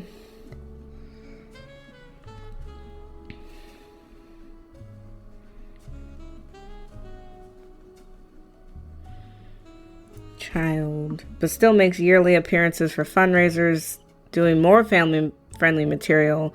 You can find a picture labeled Joke O'Lantern 1997, as well as a different picture labeled Jack watching one of his mother's charity sets 1994.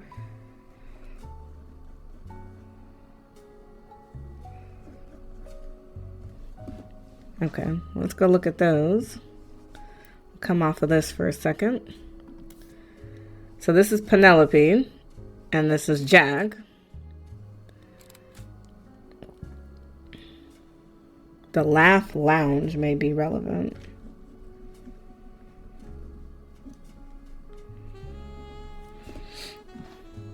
It says she did a fundraiser. That might be important. Jack, okay. So we have Jack Tessa Green, maybe? I still want to search her. Okay, Penelope Tessa Green has mentioned a few articles about Brother Trouble. Oh, there's no gossip around her. Okay, so what about Jack? Okay, what about Jack Roottree? Okay. I mean, that was her kid, so. Okay. Business-wise, what about Laugh Lounge?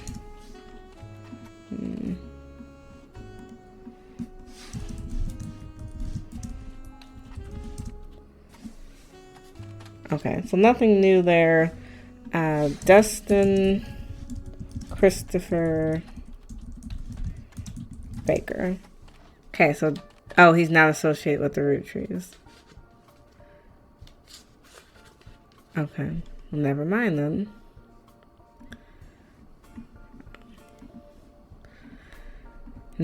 Okay, so that wasn't as helpful as I thought.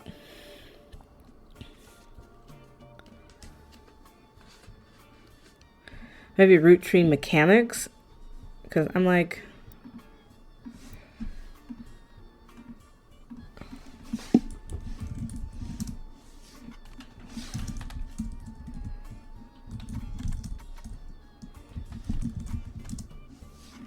Looks.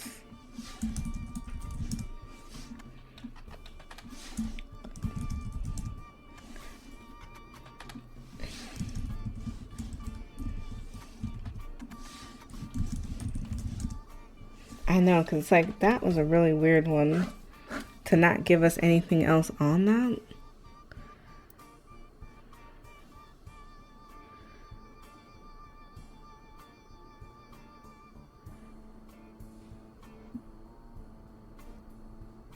Okay, it says there's 2 clues on this one. But it's like, what are the 2 clues?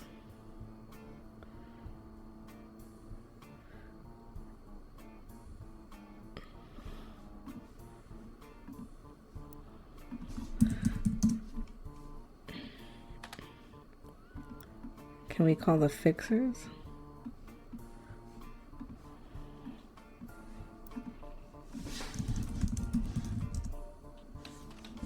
I don't know. So we're saying 555 fix up, I guess.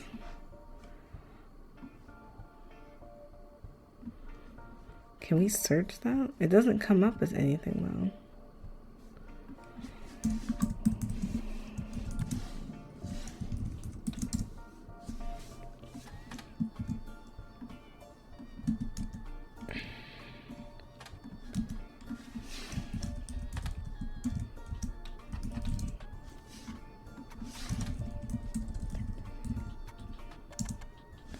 Okay, so I don't know.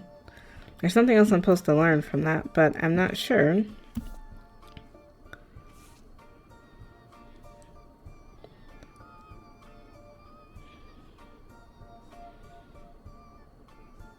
Maybe I should search that. 3 generations of miracles. Oh, I think I did search that.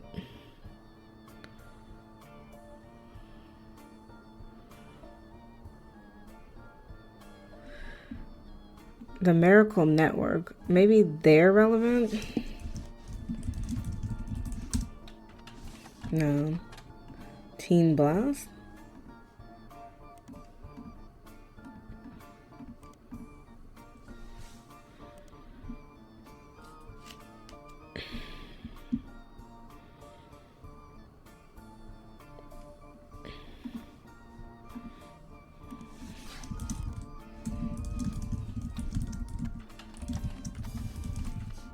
They had legal troubles from what?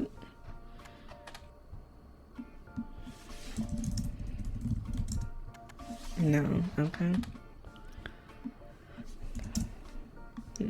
Alright.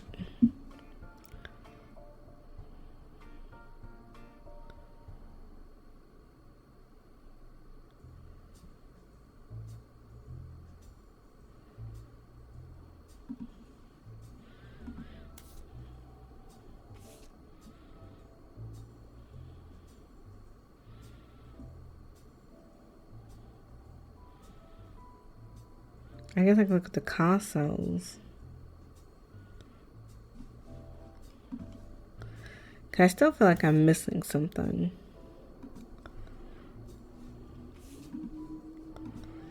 Because these are still the 5 kids. And it's like, who is Angie? Because I'm missing the original 5. And I think that's what's making the rest of the tree really hard. I don't know if she's this one or this one.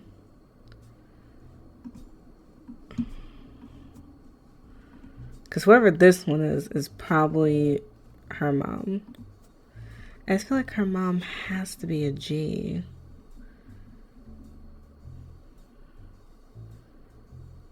You know what I mean? Like, I would be surprised if she would not be named Gwendolyn. I just don't know. There help? Let me get a hint. One of the diary entries offhandedly mentions a relative appearing in publication. I bet you can track that article down.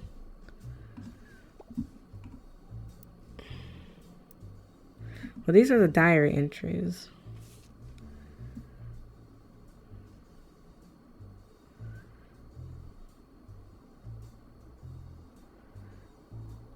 I mean, we can look up Plans to Trust again.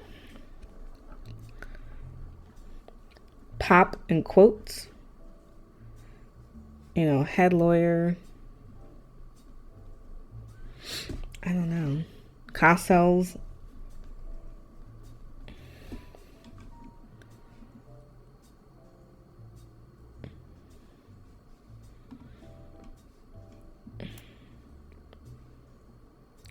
Gwen was the only child. Lauren had 3 brothers. Went to stay with Gwen and Aunt Margot. Oh, maybe Gwen's mom is Lauren's Aunt Margot.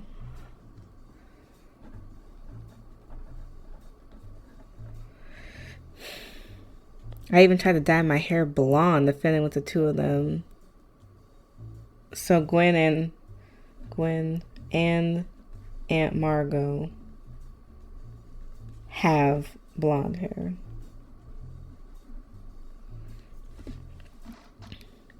Now she's off living a glamorous life while I'm stuck with Clark.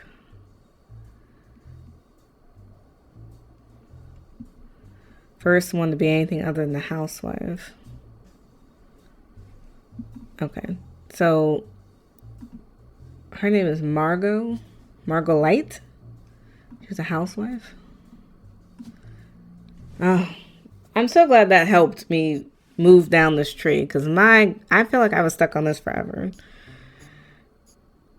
Okay, so I think we've locked in a few people.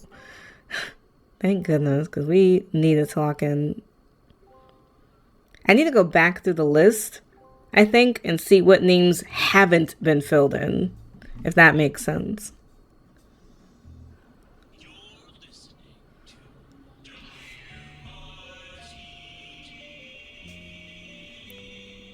It's time for your headlines.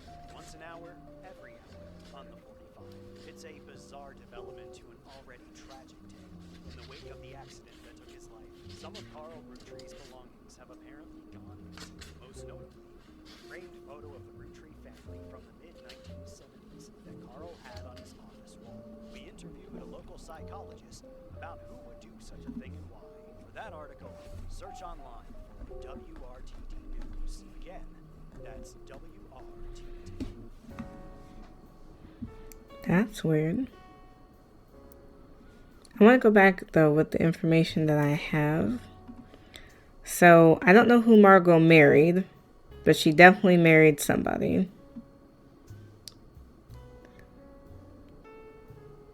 I want to figure that out. So, I think we have locked in quite a few people. So, this has to be Gwendolyn Roottree. And she was a housewife. We confirmed that the women didn't do anything other than be a housewife. And she married James Morden. Okay, that helps us a lot, actually. So there's only like a couple of people who are Mordens. It's either Carolina or and Angelica.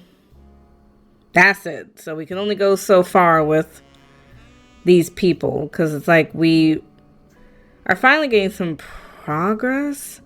I think going generation by generation is going to work the best. Because when you jump around, it's confusing. I'm going to search WRTD to see if I get something out of that. WRTD. WRTD is a local investigative news radio station. During their news segments at the 45 minutes of the hour, they've been talking about the plane crash. The most recent hour, they also talked about a picture that was taken from Carl's office after the plane crash, and they promised an interview with a psychologist. In the interview, it reveals there was not a break-in. Says somebody with a key to the office took the picture after discovering the pipes burst due to a recent storm. That means it's likely someone close to the family who's aware of the photo's history and wanted to save it. The psychologist, however, also goes to pose the culprit had an alternate agenda, specifically because no one in the family has come forward to say they have it in their possession. A comment below the article says, "Don't believe their lies. It's just another instance of the Roottree curse being a real true thing. I bet you Carl was murdered and the picture has evidence on it." Well, that's not good. This is a local news station, so who owns it? Okay. That didn't give me a lot of information.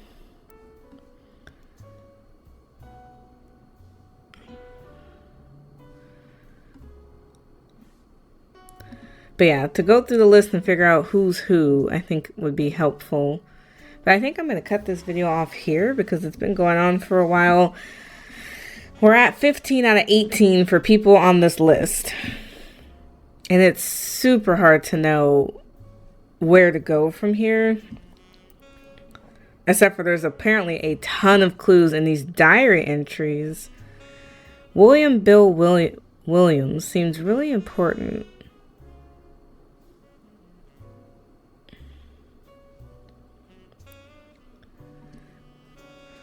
William Bill Williams was a leading man of non-notable movies in the 50s. He appeared in the adventure movie called Fortune Favors the Grave, which has been yet to be released for home audiences. He was known for his good looks and off-screen romances, specifically with blondes. He was married 4 different times to 4 different actresses. He grew up in Paris, France. He visited there often. It sounds like that's who she married. Is he on there? Williams? What's his real name? That's who we need to figure out. Because it sounds like that's Wild Bill Williams. Sounds important.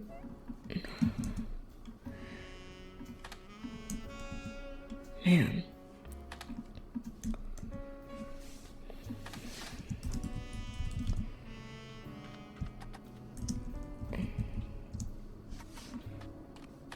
It's hard because it's like this seems very important. Like that's who she married. Wild Bill Williams. He married 4 times and he grew up in Paris. Now there was a picture of her in Paris as one of the evidences. Where was that?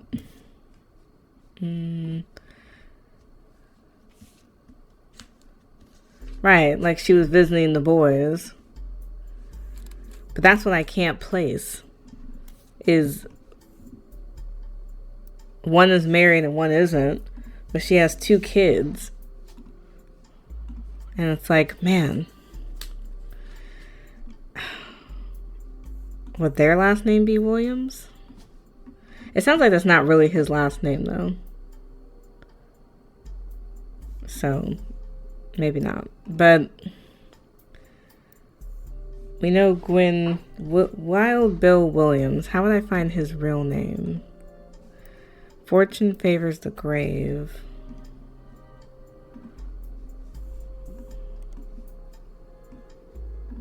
Oh, no. I don't want to do that.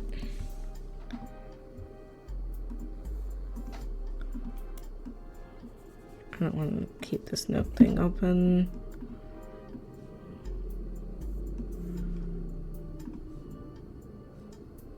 Yeah, that doesn't help.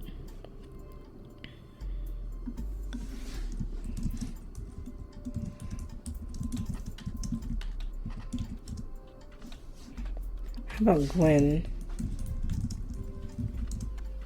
Man, I don't know. They said she moved to Paris, and it's like, I do see that.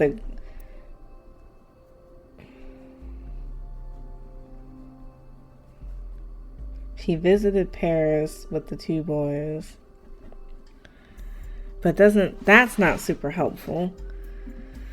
Something else that I'm missing though. Oh, I meant to look up the cost cells. There was a bunch of things I meant to look up. So let's type in cost cells.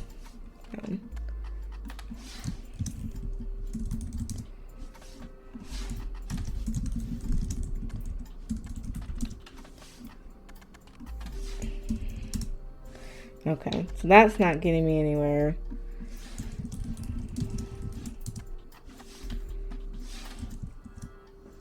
Pop. I don't know what that would come up with though. Head lawyer. I don't know. Like I said, they give us all these little tidbits, but then they don't give you a lot to deal with.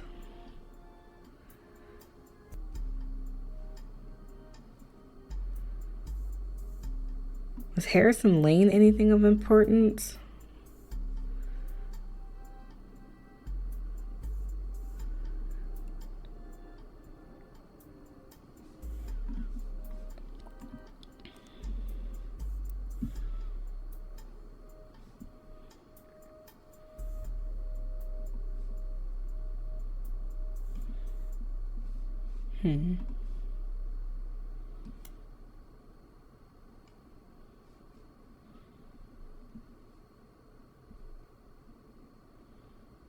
So Zach's surname doesn't match the Candy. He's the firstborn son of the firstborn 5Ps. So Zach is the first son of the first 5Ps. So Zach, we only have like 2 Zachs. So Zachariah Morden, he was the second president. I don't have a picture of him though. Right? So, I don't know. But that seems right. That he's somewhere in here. So, he's the son of James and Gwendolyn Morden. Grandson of Elias. He married Clara. Let's see. Lansing. I don't have a picture of him, though. I don't know how I would get one.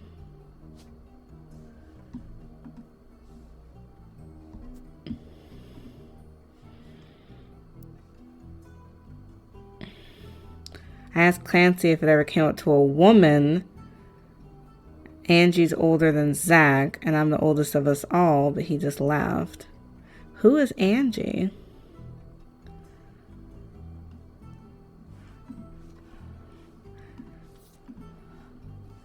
I think this is him.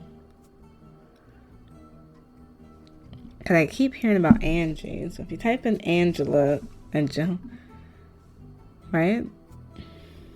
He may be in the wrong spot. Because she said Angela's older than him.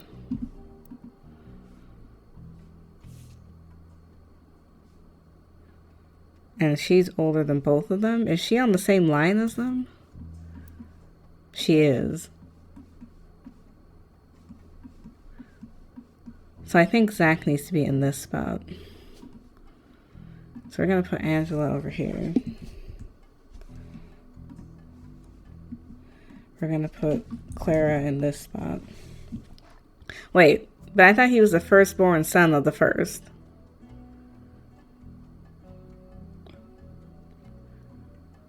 Wait, I'm getting confused.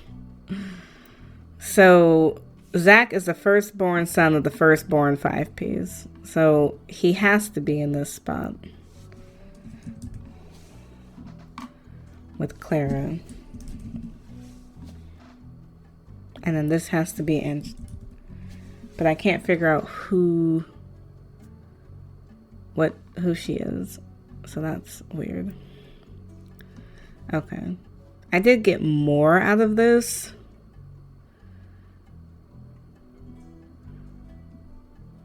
I guess. And then a diary entry from Sam.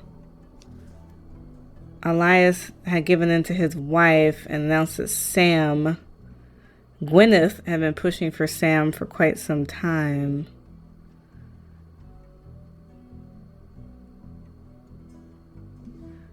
Angie summoned all the next gens to a secret meeting at Zach's office. Gwen's in Paris, but the rest of us, including Miracle's boys, spent ages trying to unravel the mystery. None of us had even met Sam until Uncle Junior's wedding to Patsy. So, Uncle Elias Jr. married Patsy, who Sam is complicatedly related to, I guess. And then Clancy swore he saw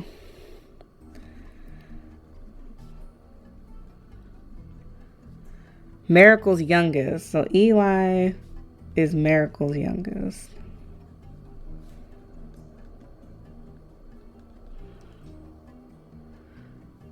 Not her brother Eli. So we have a lot of people with the same name.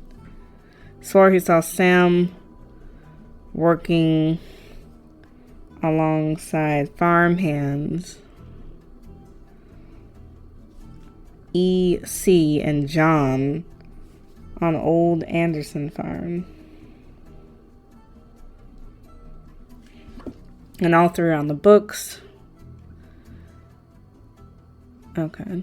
So, if that's true, that Elias Jr. married Patsy.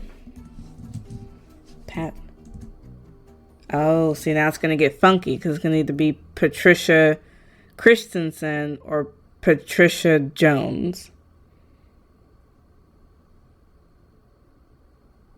I want to say it's Christensen, but I don't know. That's a hard one. So Eli is Miracle's youngest. So we have Eli. Oh. We have Eli C and Eli M. Oh. So one is his son. So Elias C or Elias M. One is Miracle's youngest and one is her brother.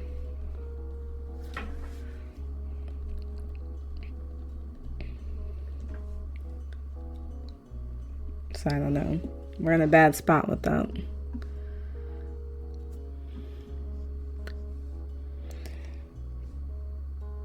But the old Anderson farm,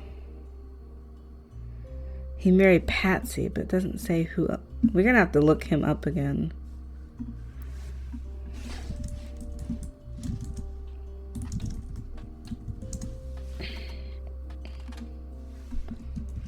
Because I know he exists.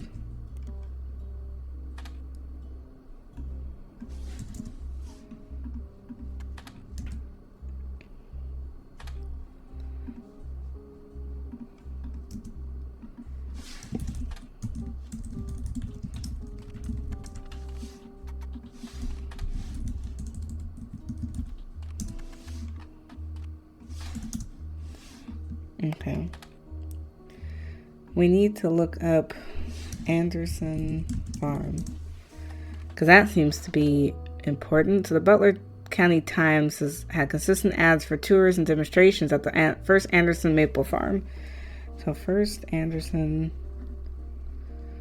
Maple Farm. For a long time, the farm does it every so often in a section about things to do in Butler. Seems that twice every summer, the Roottree Candy Company's current head of farming, Mrs. Cattrall, is the current head of farming.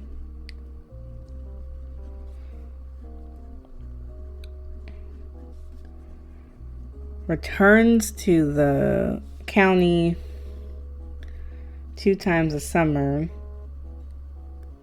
to show how the 5 pieces were made. Were originally made.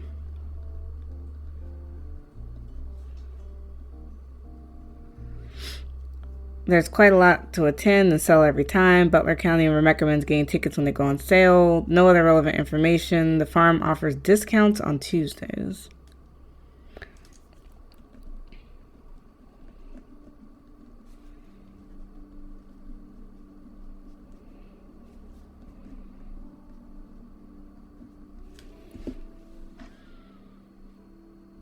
I wonder who Mrs.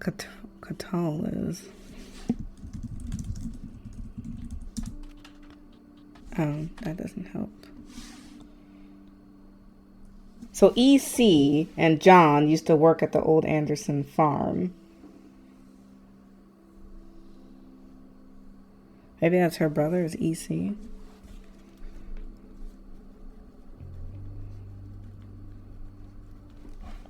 But I don't know how else to find that. Maybe Anderson Farm. We found some information on the website for the first Anderson Farm. There are some photos included. The famous picture before Mary Elias.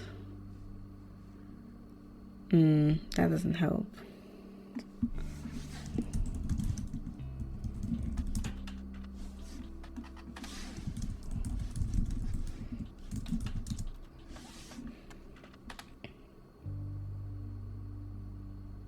I don't know. That seems to be a dead end. So that didn't really help.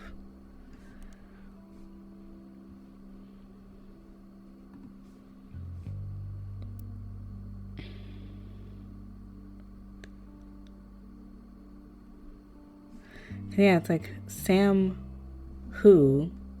Is he Sam Roottree?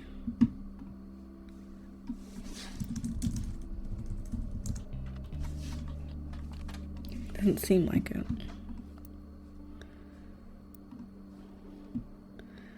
Oh, Sam Cattrall?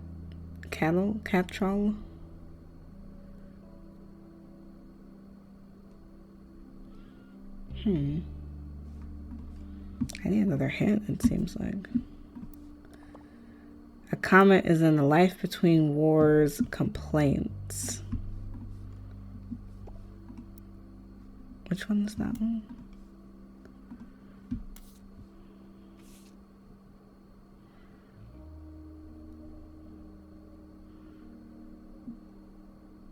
She gets to be in Starlet. Starlet was a magazine that started with the colorization of film and went through 1964. Generally, it was a tabloid that focused on famous actors and actresses. It didn't go much into any other aspects. Okay, well, in Scarlet, let's try Gwen Roottree. Gwen Roottree was often in Starlet.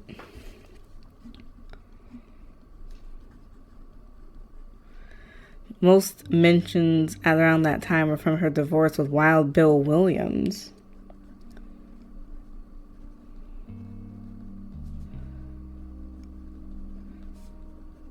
That helps, but what is his real name? His real name is not Wild Bill Williams.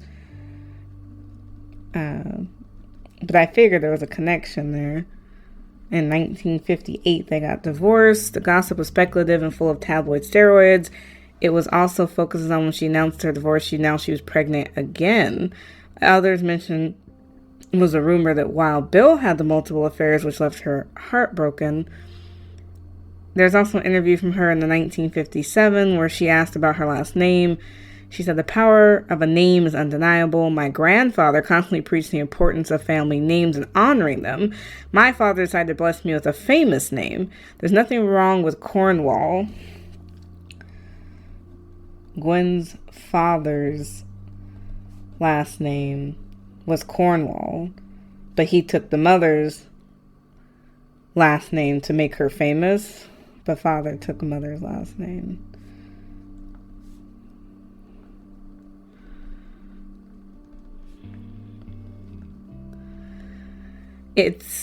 My husband similarly goes by Wild Bill. It's a famous name he repurposed for himself because he didn't have the benefit of being born with the famous one. But Wild, combination with the alliteration Williams, is quite rememberable. WW. Although we relocated to Paris,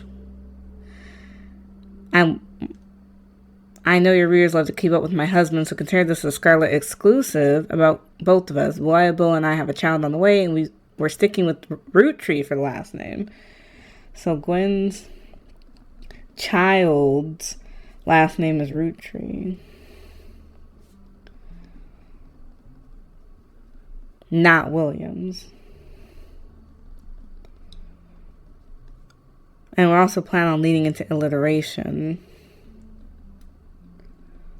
That way we'll honor both our families' names for next generation.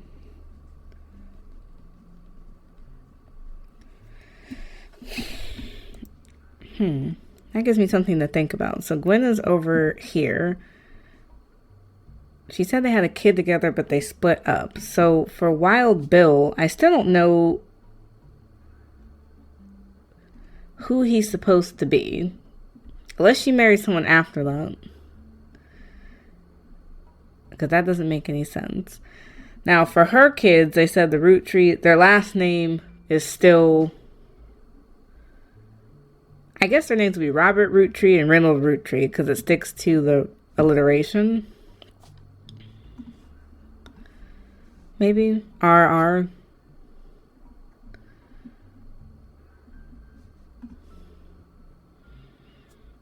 But I don't know what their occupations were. And then one of them ends up getting remarried. But we're not 100% sure on that. We're going to keep working on that. So Wild Bill Williams. Is there another article? Okay, so Wild Bill Williams is mentioned several times throughout the lifespan with stories and gossip. Seen in public with blondes. His real name is Walter. Oh, wow. Wild Bill. Wild Bill's real name is Walter Forsyth, I guess.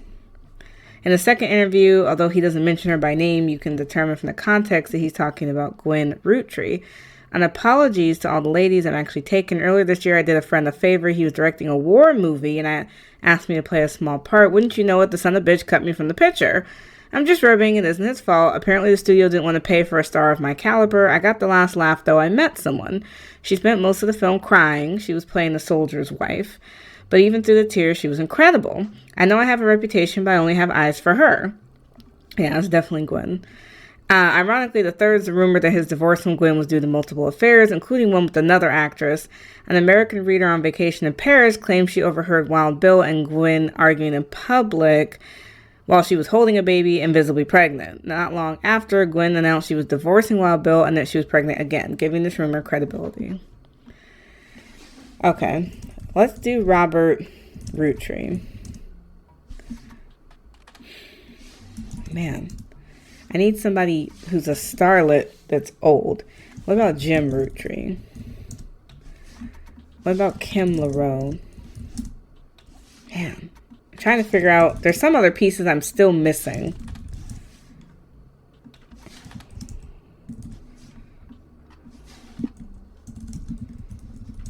And having a new periodical is very helpful. So his real name was Walter Forst, whatever. Where is he? Okay, so we locked him in. And then they had two kids. So we had Ronald and Robert Roottree.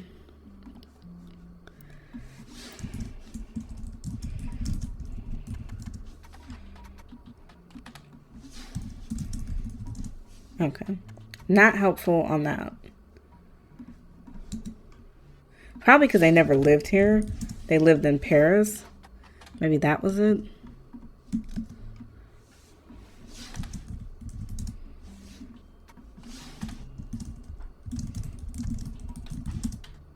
Okay. All right. That's fine. Learned a lot from that. Okay, so Clark's getting married. And too young for my opinion. He's barely 18. Jacob and her got married at 16. The Free Spirits all aspire to be musicians, artists, and dancers. The only one with any discipline is Carl. Maybe I'm getting old. Edward is set to take over when he retires. Edward who?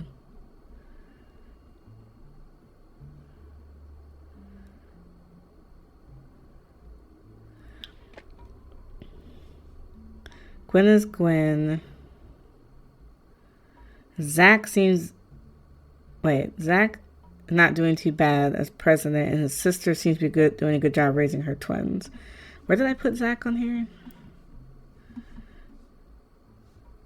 Sister doing a good job raising her twins. Okay. She says she might even come home next year so we can meet the kids.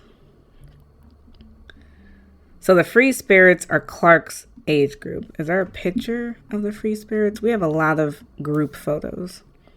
So if these are the original 5, we haven't locked her in, but those are the original 5. The 5 pieces. Where are the next gen? So the next gen are Lauren's people.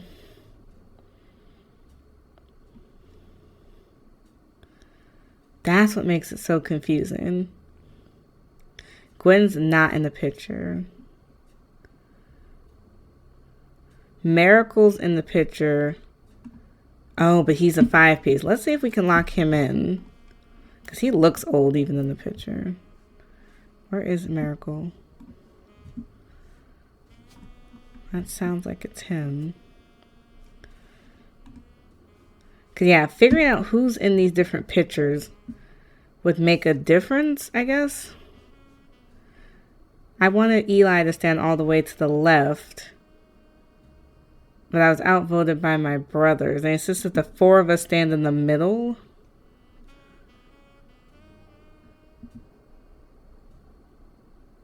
So we clumped up in the middle and let everyone filter in behind and in front of us. The only one that didn't make it was Gwen. Grandma insisted we included Sam.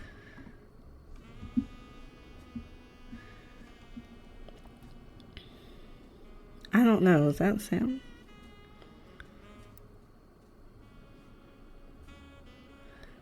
And Gwen's not in the picture. But the problem is I don't recognize any of these people. And then this latest picture, it's like, oh yeah, I don't know who these people are. You know, we got Bonnie in the picture. We got the next president. We got Eli M, which I don't know which one that is. Oh, well, you could tell. Eli M. But it's like he's the free spirit. So he's the generation. Which ones are the free spirits? Those are the ones that are the same age as Clark. So Eli M is in this category. So on the tree. Where is Clark on the tree? I can't even see the tree. It's so full. Is Clark here? So he's in the same row, Eli M, as Clark.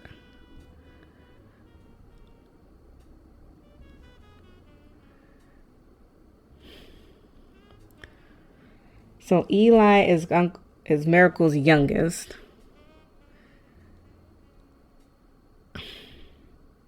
But not her brother. So Eli C is her brother.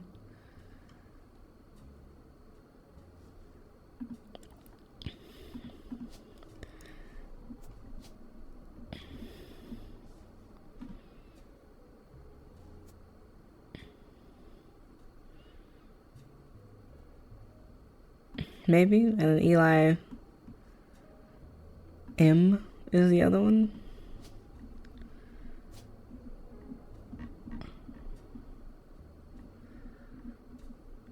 But that doesn't make a ton of sense if he's on the same row.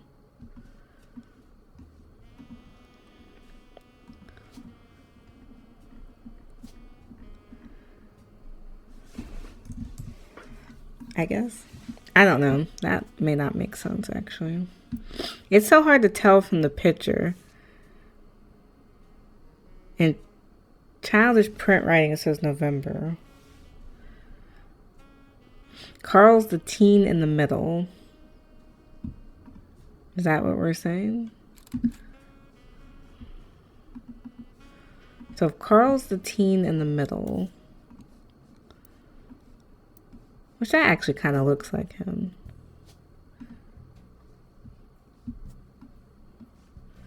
But it's still very hard to tell. Because this is Lauren saying this. So What does Lauren even look like? With this kind of curly bob thing going on. I guess this is Lauren. Again. That kind of looks like her, right? No, that's not her. Nope. My bad. That looks like her. I don't know who that is. This one sitting on the edge here. Man, it's impossible to tell. That must be his son. Because they're saying the next gen, which is Lauren's generation. So the little boy must be Preacher. Maybe. But I still can't figure out who these are. He looks familiar. It's so hard to tell.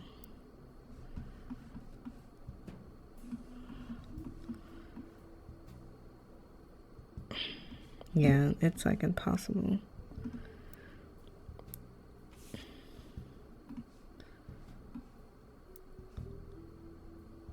Yeah, it's like impossible to tell. We have another picture of Gwen though. The one that she took with her boys that's Gwen. So we do have something. I don't know who Margolite married. That's crazy. It's like, Margolite, who did you marry?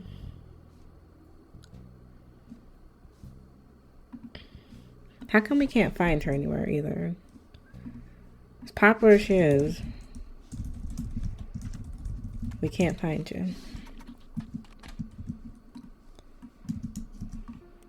Maybe she just goes by Margot Roottrees. Not everyone goes by their full name, so that could have been part of it. Okay, never mind, because that's not what we're doing here. I think the Roottree mentions an old book of hers in the diary. We looked at that.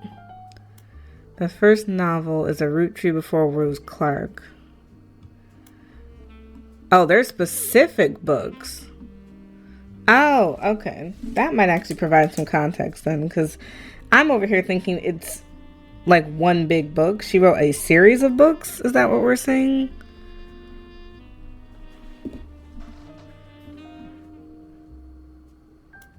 After she was married with her new last name. Okay. Let's go back and pull the book then. So it's Lauren Roottree, and she wrote A Life Between Wars Clark.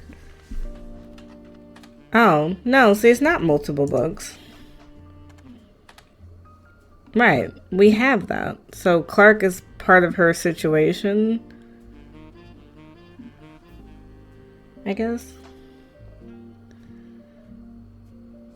And we read the Clark one.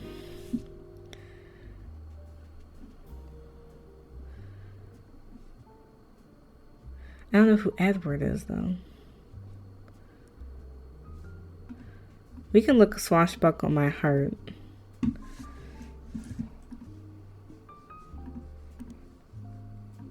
Maybe that's going to provide new context.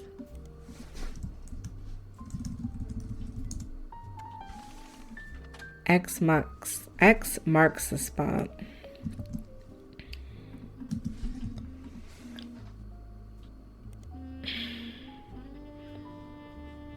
Is that as a Roottree?